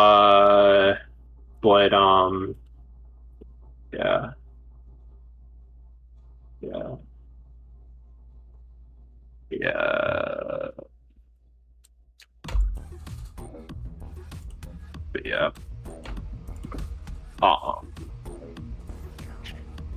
So this is another match Alrighty without Son of Billy. Yeah. So Toxicroak lead into Galissapod, immediately goes for Stone Edge, which honestly does not do as much as I thought it would. It's a 3-hit But KO. emergency exit gets it out of there. Yep. And Endure doing fucking nothing and just kind of Eating a parting shot it shot. on. Unfortunate. In comes Mischievous. Haynetric leaves. In comes Silvally. Goes for a fat multi-hit. Or multi-attack, sorry. Will-O-Wisp misses, unfortunately. Yeah. Oh, but multi-attack doesn't kill, but it goes for Draining Kiss instead of Will-O-Wisp. Draining Kiss does 9%. In comes more Pekko. Out. The weed-smoking hamster.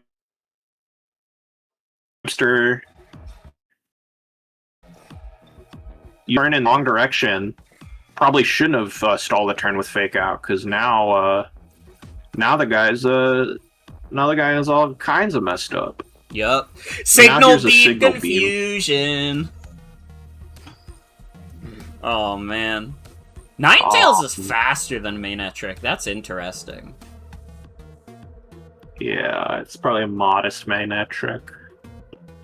Rhydon sets up Stealth Rock in front of Hazards. Leafeon.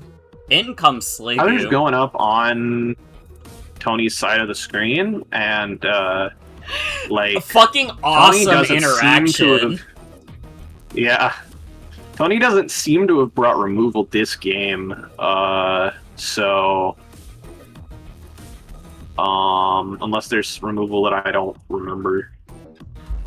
So unfortunately this Hazard Stick's brutal, and yeah, this Sliggoo is immediately just kind of showing its worth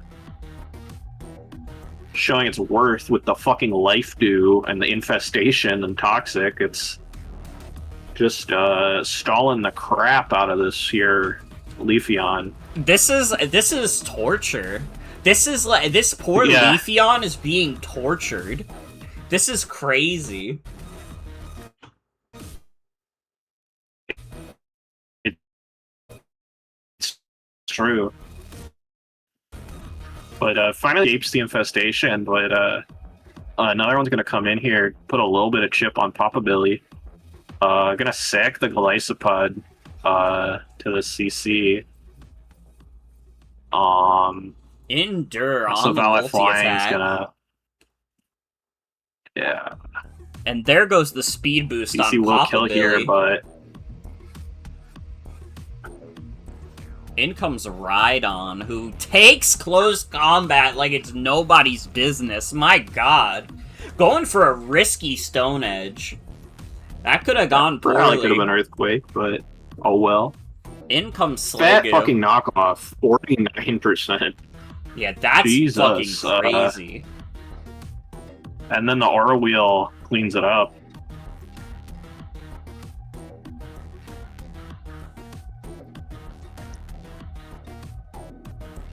Leafeon coming in just to kind of get sacked.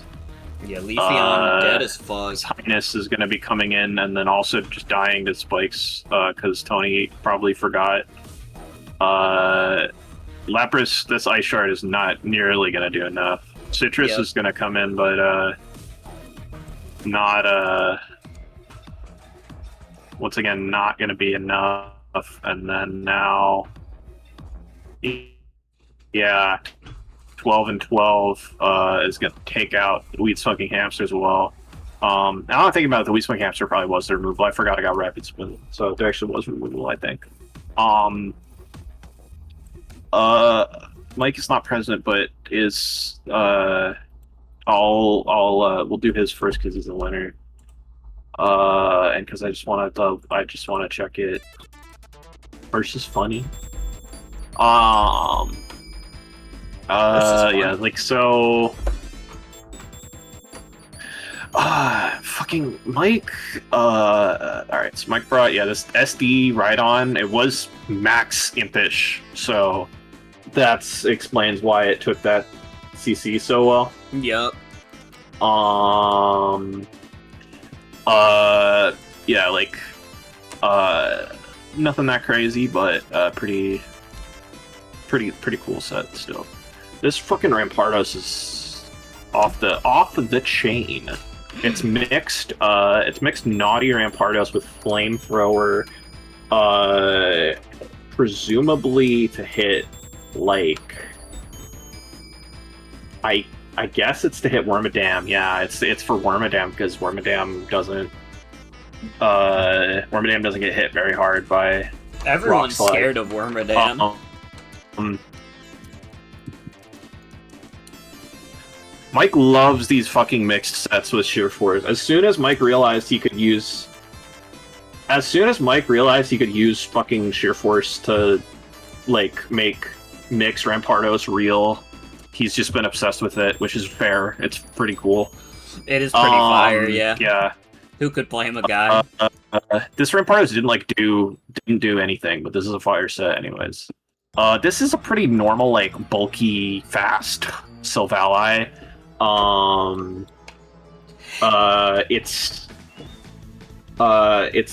presumably speed, like, it's presumably speed tying the, like, Leafeon, because they're both 95. And then also outspeeding Squawkabilly Jr., who is currently MIA still. Can I just say also, because but- Ribbon brought it up, Flamethrower for Wormadam is funny as fuck because it just dies to Fire Punch. And honestly, Fire Punch would probably be better because of Quiver Dance. Why the fuck was the number? Well, because of how much bigger the number is. Well, it's because of Mike's. It's because of Mike's obsessions. Funny as fuck. I didn't even think about that. Yeah. Yeah, like it made a difference against Torterra, who has a way.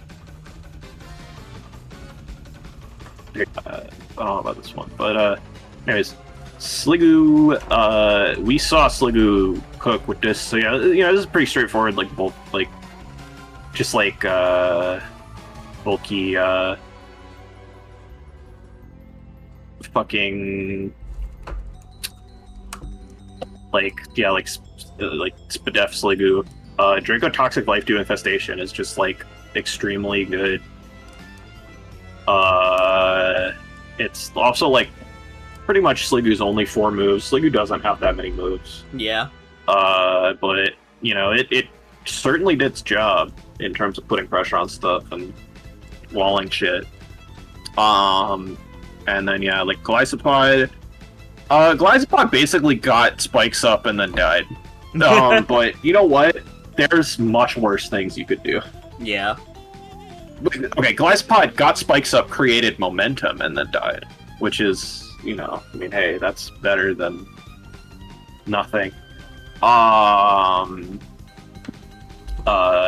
Mike could have probably played a little better around, like, keeping his priority, but, it is what it is.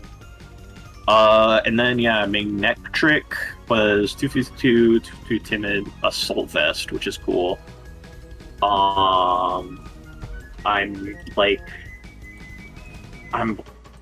guessing he felt threatened by, like, Lapras or maybe, like Sigilif, and just, like, wanted a better answer to, like, Sigilif stuff. Signal Beam is, like, hitting, like, basically nothing on Tony's roster. I guess it's for Morpeko? I guess Morpeko and Gothitelle. So, I guess it's reasonable enough. Yeah. But yeah, overall, I mean, I think this is a cool team. I like it. I liked it. What's your favorite guy? I'm giving it to Sliggoo. I'm a little biased on that front. Everybody knows that Gudra Hisui was my GOAT in the previous league, and I love to see Sliggoo, thrive as well.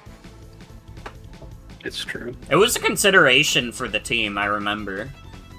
Yeah. There was the distinct possibility I was gonna have Sliggoo.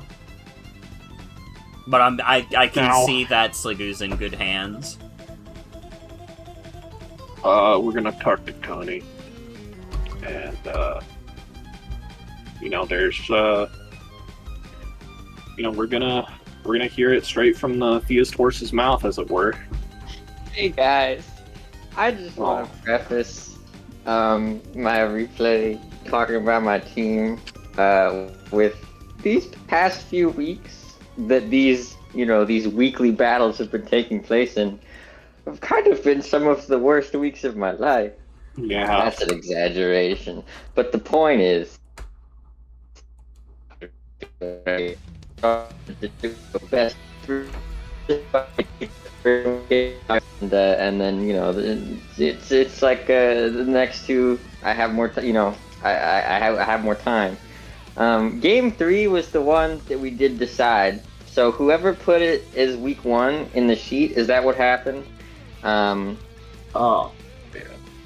I just, you know, it's just you've done this to a cripple. I don't know if that, you know, just saying I walk with a cane, so shouldn't, you know, I'm just using my leverage as a disabled person. Can't believe you would do that to me, that you would put week 1, that embarrassing game, instead of the really cool week 3 game. Really shouldn't have done that. It's really embarrassing, humiliating, but the point is, the differential was the same either way, so it didn't really matter. My team was... I tried to have a very balanced team. I didn't expect Glisspod to come. I thought that would have been scared off by, you know, the water immunities and whatnot. But it does make sense that it arrived. I feel like I probably shouldn't have gone on Morpeko. I went for an offensive Morpeko. I was gonna have Rapid Spin, but I decided to go like all fucking in on it, just like knock off, fake out, protect, just to get more, to sort of offset the aura wheel turns and whatnot. It was very difficult test matches, extremely fucking hard. There are so many rock types on that roster, so many rock types.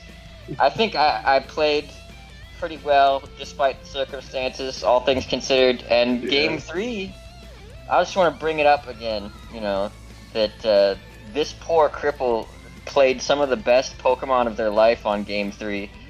and we watched game 1 because somebody put in the sheet as week 1. So I just want to say that you don't get what you expect out of life sometimes, and that's it's, I guess some people think that should be okay. It's what it's a little crazy, but I mean, it's not what I would have picked, but it's okay. Anyway, I worked really hard, and Ribbon Heartstrings and WAFFLOES were there for me emotionally and in the planning sense. Mm-hmm. And I won't speak for them, but I personally think they probably also enjoyed Game 3 the most out of all 3 of the games. Probably would have been probably really was good, from their perspective as well. Probably enjoyed that one, and it was so good because we worked really hard for little Billy, who is not here this week. Like, I'm not trying to throw anybody under the bus, but Fayeistra did tell me 2 things. Faye told me 2 things. Faye, number one, I'm pretty, Faye told me 1 thing, but Faye also, number 1, I'm pretty sure she put it in the sheet. But number 2, Faye, I might be wrong, that might be slandered. But number 2, Faye told me that we should show game 2 because it was coolest. Which is, to be fair, that is the one you won. But it is the one, and I would say, far be it from me to be, so self-absorbed. I think, as a humble, crippled person that has, suffered the humiliation of having probably the worst, least interesting game of the 3 put in the sheet, I think Game 3 was really interesting, even though I lost. I think that was probably the most interesting. It lasted a really long time. Game 2, I feel like I made a lot of. I feel like I took advantage of some weak spots, and I feel like I did try really hard Game 2 as well. I tried really hard all 3 of them, but Game 2 I agree was pretty cool. It was pretty cool. And I tried really hard because I wanted Son of Billy to come back. I wanted him to see how hard I worked. I wanted him to see that. I wanted him to watch this replay review with his little bird iPhone, which he took when he supposedly ran away. So he probably got internet somewhere. So I just hope he's watching. Unfortunately, he couldn't see Game 3. So I hope he knows I still, hypothetically that I did work hard. Sorry, Son of Billy. You'll have to, check the Discord chat. I guess. The evil witch, the evil witch Delcatty, who is rumored to kidnap and eat children, has been putting in extra work searching hard with the Dark Forest authorities. Mm-hmm. They still have not found him yet, though. She's putting in a lot of effort, though. So thanks, shout out to her. Thank you. Yeah, it's good.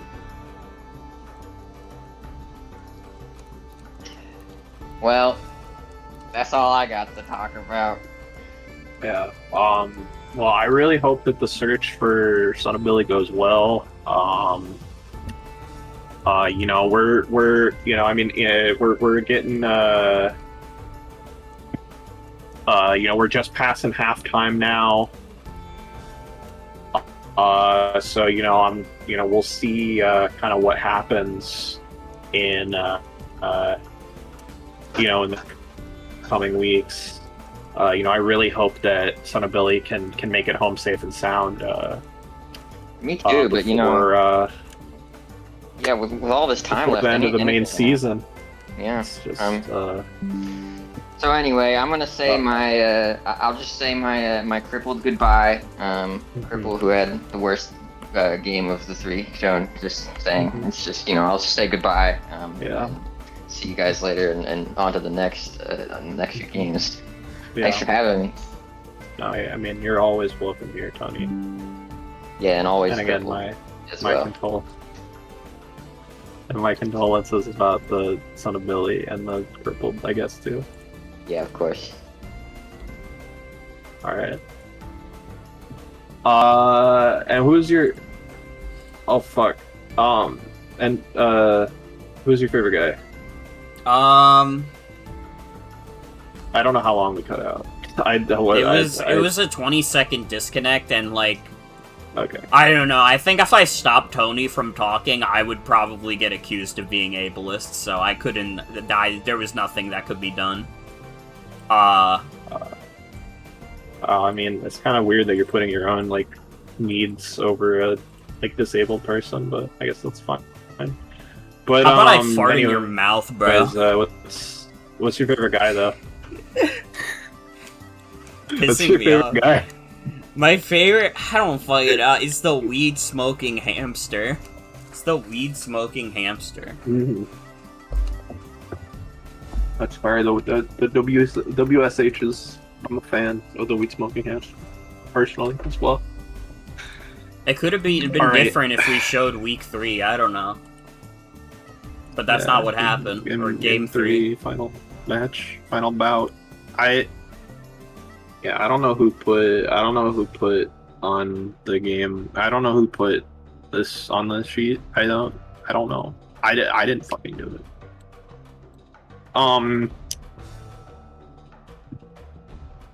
Anyways, now we have but one match remains. And this is the Diana versus Faye battle. And Faye is not here, but I have notes from her, though.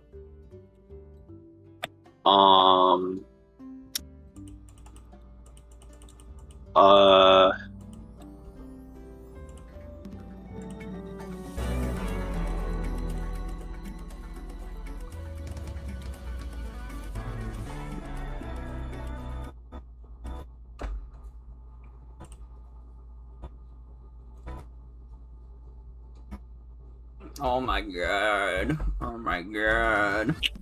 A lead off with Hatram. Oh, fuck. Oh. Sorry, we were having a little trouble for a second. Alright. Okay. I'll restart now. Alright. Oh, yeah. Lead off with Hatram versus Overquill. Faye electing to actually stay in to nuzzle and do 1% would be a -1 attack. Fucking charm. Fucking charm. And yeah, this is Charm Life to Hatram, which is copywritten, and I've Faye has stolen it from me, but oh well. Now, yeah, some mortal spins going up. Diana getting a few poisons in early game, and soundproof. No soundproof on the Mr. Mime. Parting shot not getting blocked. Volt switch gets Volt blocked. switch is getting blocked. No. And but here's Lucy the is villain. also getting blocked. Everything's getting blocked. And here's the villain. This is the kind of one of the characters that is well established.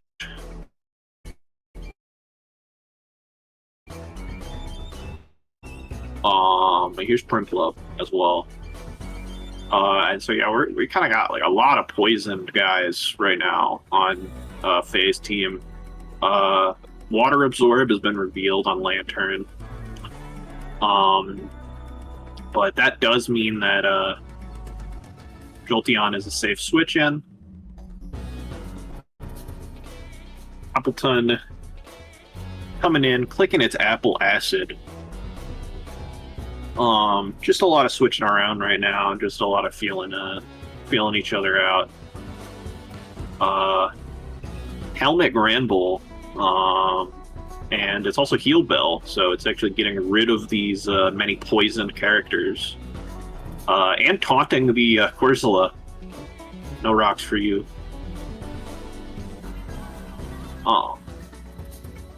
I'd say doing some considerable chip.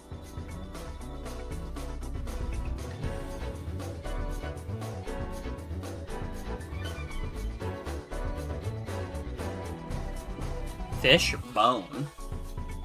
Fin bone. Dude, I just realized Faye's not even playing Pokemon right now. Faye's playing Bone. Yeah. We got phone. This is phone bone from Bone, I think.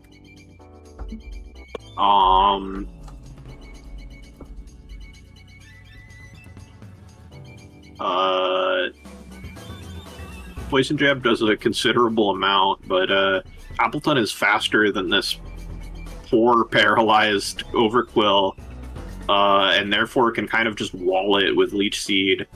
But Diana finally is like, oh wait, I can just poison this thing and also get rid of the Leech Seed. And Faye is like, oh yeah. That's true. That's true.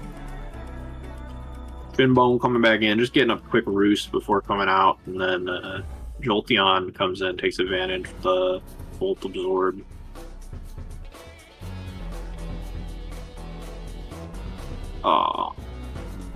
Appletun gets a nice big wish treat. We're on turn 35 and nothing looks particularly close to dying, to be honest.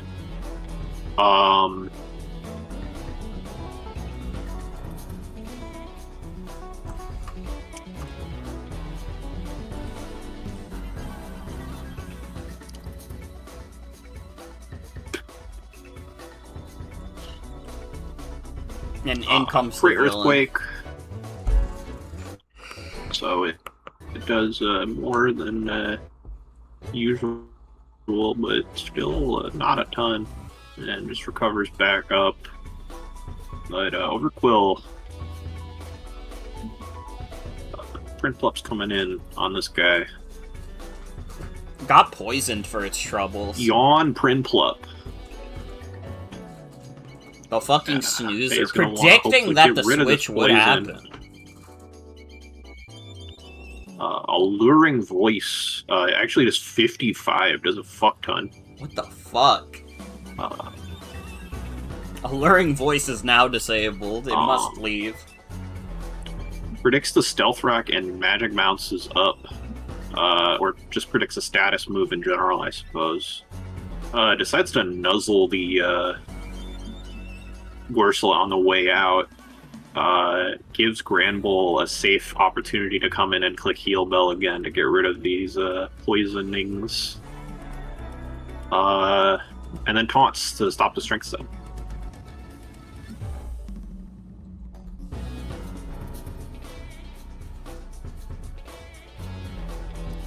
Leash Seed going up. Spencer going up. Drops a Draco though, just ending Overquill's reign, and now Appletun kind of gets to fucking just sit around for free. Yup. This oafish fool. Yeah, oafish fool.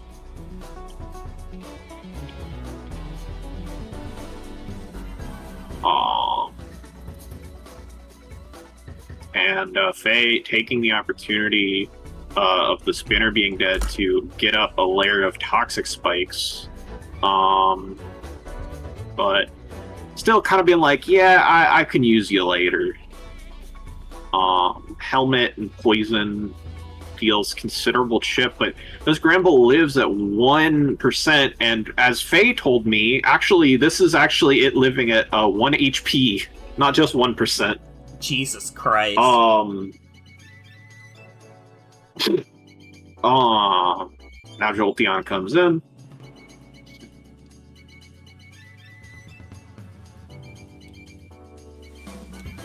Diana says those paras were fucking crazy, which is true.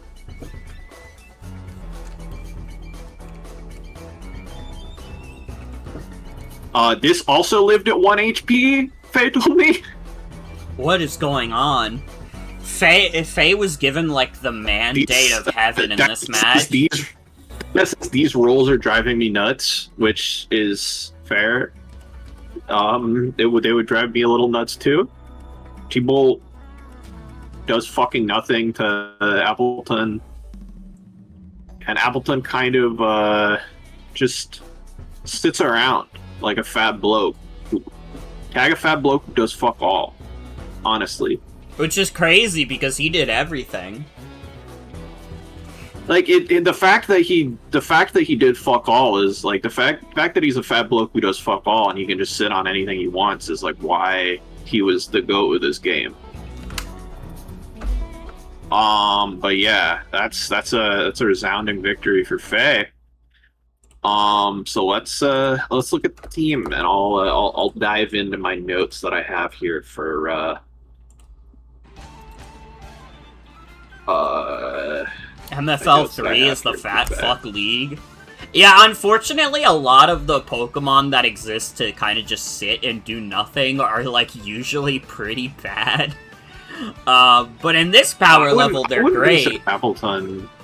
I wouldn't consider Appletun passive at all, to be honest, because of Apple Acid Spit F drops and Dracos. But yeah, it's definitely fat. It's definitely a fat fuck. I mean, regardless, it's still anyways, it's still a Shitmon. That's why it's here. It's true. It's true. All right. I need to open this. I need to open this in Notepad.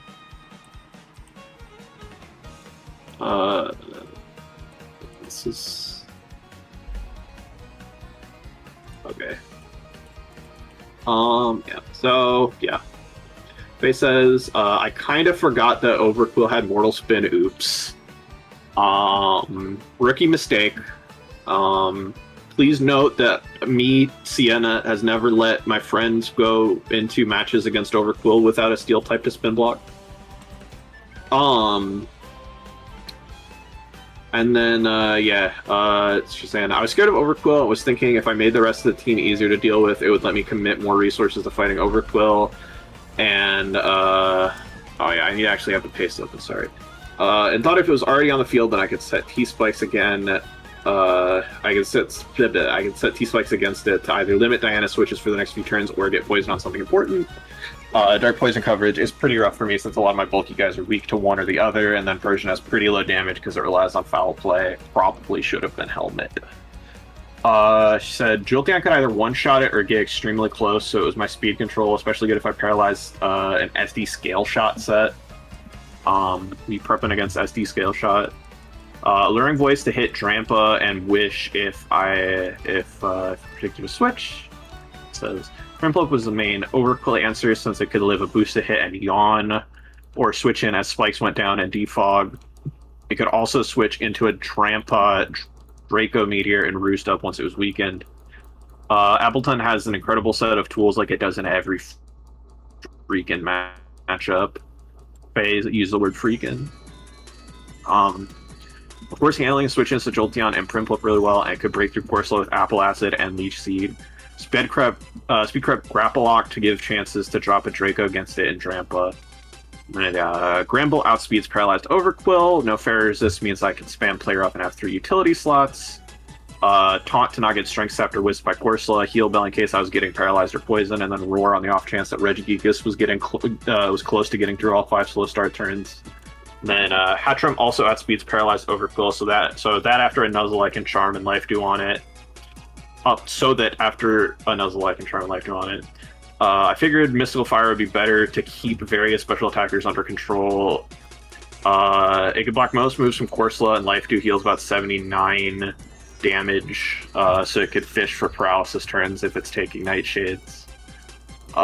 So yeah, I mean, those are phase notes. They're pretty thorough. I don't think they leave any stones particularly unturned. I didn't actually figure out that Jolteon was specs because it honestly didn't click that many buttons, but that makes the Alluring Voice doing like 50 do way more sense. Make way more sense. Being like modest specs. And then to Charm Life do Hatchram, like, look, this is the second time Charm Life do Hatchram has cooked in an MFL. I think that says it all.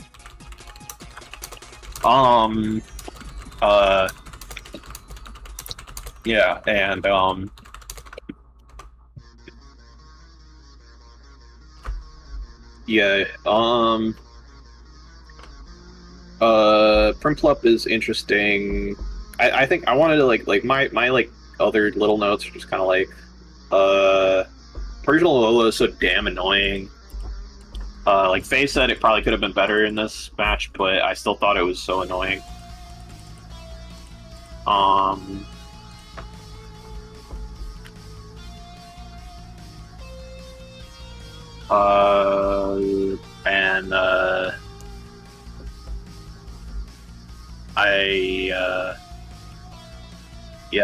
thought Primplup getting competitive proc on Intimidates was really funny, even though it never really got to take advantage of that. Yeah. But I have an inkling of it, but who's your favorite guy? You know, it's obviously Appletun. It's Appletun the criminal. But I also want to give a special shout out to Grand Bull, because that heal bell healed like 8 different statuses in that match. If I was counting properly, that was 8 different statuses that got healed by that fucking thing.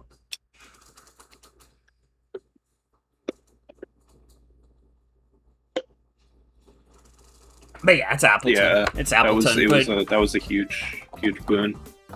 Yeah. Also, I just, in general, I really like how all the slow things are still, like, built to outspeed Paralyzed Overquill. Yeah. 56 speed on Hatchram just to outspeed Paralyzed Overquill is really funny, and Charm Life do it. But yeah. Overall, cool stuff. Good shit to Faye. And then finally, let's get to Diana's team. Which I actually think Diana played valiantly, but yeah, there's a lot going against her.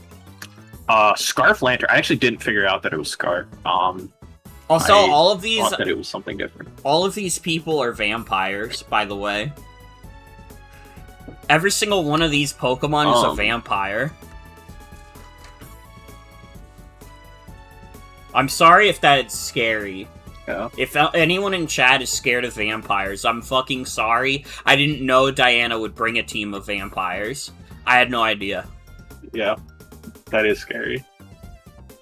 Also, I'll say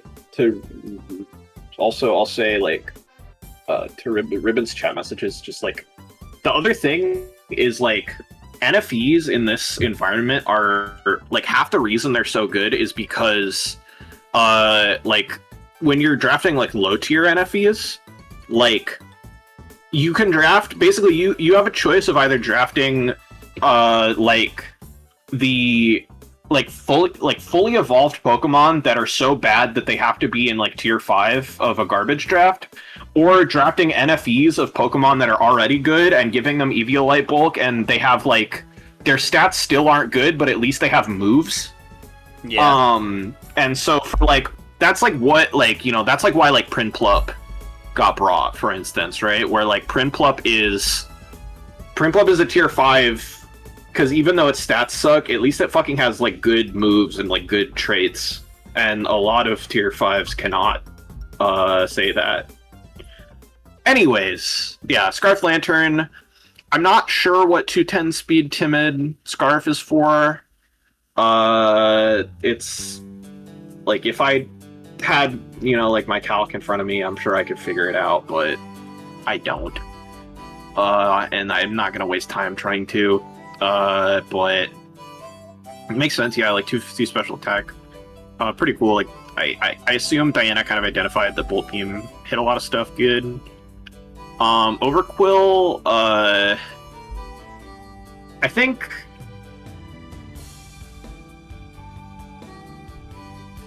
it was a mistake by like any, or no, this isn't a set that gets walled by Steel type. Sorry, this has Crunch. I don't know why I said that. And this actually beats Metang, which is Phase Steel type, quite well. Because Metang's stats aren't that good.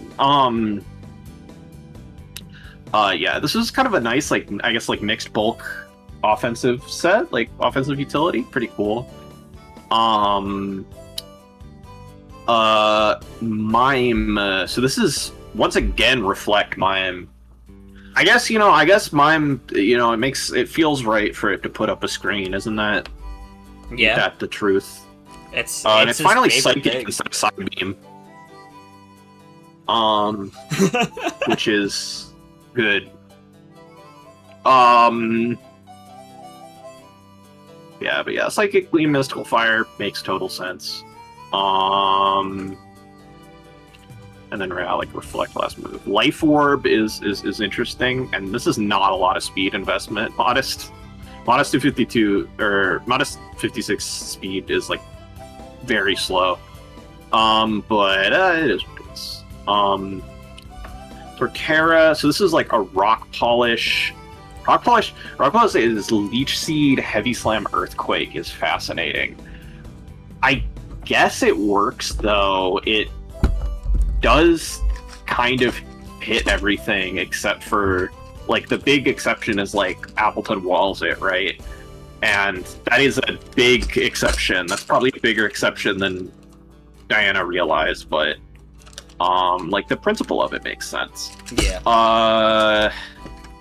Because like Edgequake, I guess like I don't know, maybe it just bonked into Granville too hard, but yeah.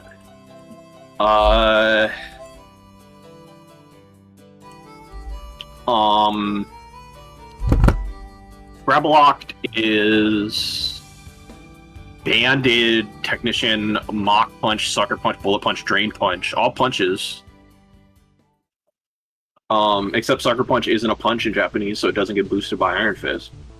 Well, good thing it's Technician instead, otherwise that would be bad. Yeah, Sucker Punch, well, it doesn't even have Iron Fist. That's an option, but, you know, it dropped the trivia that everybody knows for fun. It probably should have been, like, Knockoff instead of Sucker Punch, especially because Bandit Sucker Punch is kind of whack, and I already had 2 priority move, but, you know, Grapple Lock beat Grapple Locked-ing. Yep. And then Gorsula, finally a more conventional EV spread for Gorsula.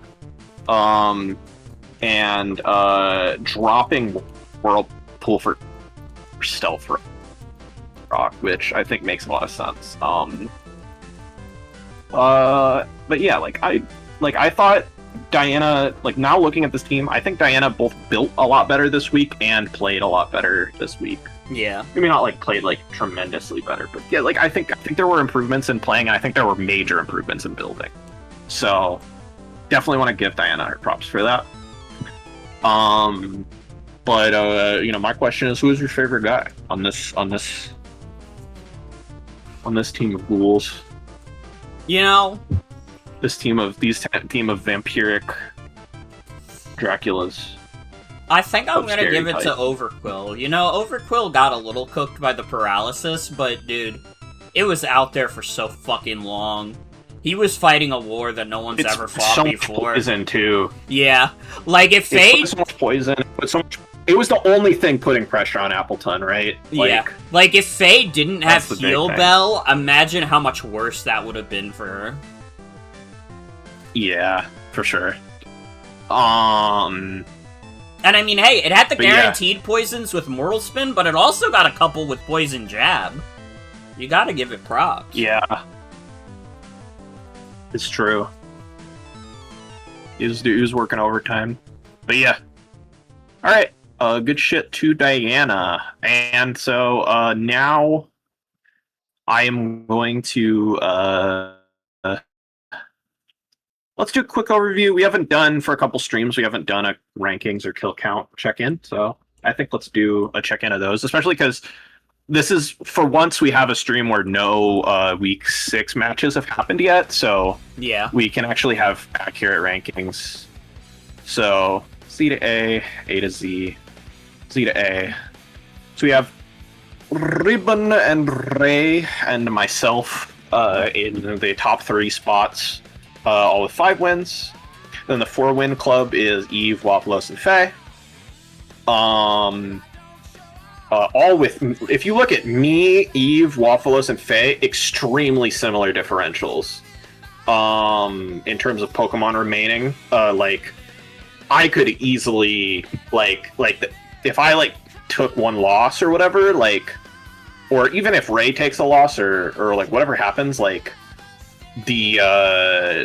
these rankings could shift like crazy. So this is what people say. This is what people mean when they say playoffs can change wildly. Playoffs are not locked in, right? Because these rankings, like, while they're mostly probably going to, like,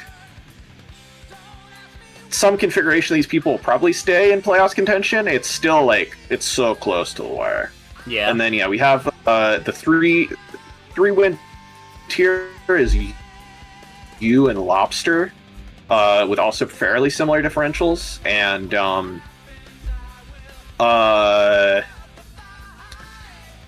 like... I could have had one more if I didn't sack Servine. I don't know why the fuck I did that. And then Joan and Jade are the two buddies are here at in the 2-win, starting in the 2-win squad, and then kind of going down into Bowser, Comona, and Hazel, and Mike, and Scribe. So this whole zone is so wide open, right? Like, this is all these 2-win people. Anybody could be in playoffs, any combination of them. Who fucking knows? And then Tony, Diana, and Emino all in one-win territory. And then poor Piku and Bell. Bell has the Bell torture porn never stops, even on a fairly good week, because Bell's differential has dipped below Piku's now. Bell is at the bottom rung, but you know, they could have been tied if I didn't sack Servine. Even the people in the bottom ranks can play spoiler for the people all the way at the top, because that's how draft is. If you just fuck up their differential just enough, boom, they're not in playoffs anymore. So never think that you can't make an impact. And in terms of the kill counts, let's sort Z to A. Clawitzer, 14 kills, Jesus Christ. We were doing some numbers on this. Like, the Pokemon with the second most kills in MFL 2 was, I believe, 15. It was Zekrom. This is 14 kills, and we're not even we're barely at halftime. Like, what? Like, it's, Clawitzer has been remarkably frightening. Yeah. And I think Zekrom had 17 kills, but still, this would be number 4 in MFL 2 rankings. There is, like, nothing even in this thing, on this thing's planet in MFL 2 in terms of, like, kill count and kills per game. And in games brought, like, it's nothing on its planet. And then, yeah, we have Appletun has climbed up from its frightening performance against Diana. Hariyama is up there as well. And Walrein and Crustle are still up there. Yeah, like, you know, I really wanted to highlight Clawitzer's insane numbers. This thing is going to have, like, 30 kills by the end of the league, I swear to God. Yeah. But yeah. Alright. That about settles it, though. I'm gonna let you finish up and get your housekeeping stuff out of the way. Yeah. Yeah, thanks everybody for coming, watching the stream, participating in the stream, and have a good night. Good night. Peace. Bye. Alright. I want to start by saying I'm not upset about Fergus being called a pizza dog, because he liked pizza a little bit. Sometimes my mom would give him, like, pizza crust and he would eat it and he would like it, so I'm not mad about it. You know, I like having the emotes of my dogs, and I'm not gonna get rid of them just because Fergus has passed. I'm not like upset about that. You know what he did like, though? He really liked chicken. Anytime we would have chicken, he would start going fucking crazy. That's when he was at his most barkful. He would bark all the time when we were having chicken. But... not... MFL! Pretty good week for me, I mean... I could have done... I don't know why the fuck I made my differential worse against Piku. I still don't know why I did that. I just noticed, why is this not, like, centered? Why is there, like, a little... There we go. That was... I don't know why that was like that. Anyways, though. Good week all around. There were a lot of evil mons. I think some villains have revealed themselves this week. I mean, Whimsicott was evil, Appletun was evil. They're, like... Something devious is happening. And poor Son of Billy, we still have no idea where he is. The ongoing search for Son of Billy must continue. But yeah, this has been fun. You know, it didn't go 100% smooth. There were still, like, moments where the internet cut out, but it wasn't as bad as the past couple weeks. So I guess I should be grateful for that. But yeah, I'll see you guys for week 6. Week 6 coming up. Nobody's done their matches yet, but it's gonna happen. Having a really great time in the league, and hope everyone else is too. I'm having a good time. I'm a little scared I'm not gonna make playoffs just because, like, I have a few scary matches. You're one of them, Ribbon. You're like, I mean, you're at 5-0 right now in the league, so I have to be, like, at least a little afraid of you. We have plans. We have anti-Ribbon tech cooking, but we'll see if it's enough. Because I'm sure you're coming up with anti-Morgan tech.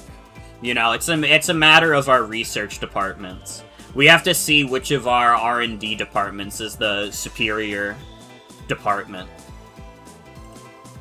I'm glad you're scared of my team. That makes me feel a little better, honestly. I'm deploying my greatest scientists to develop anti-ribbon technology. So once again, I guess we'll see where that goes. But, yeah.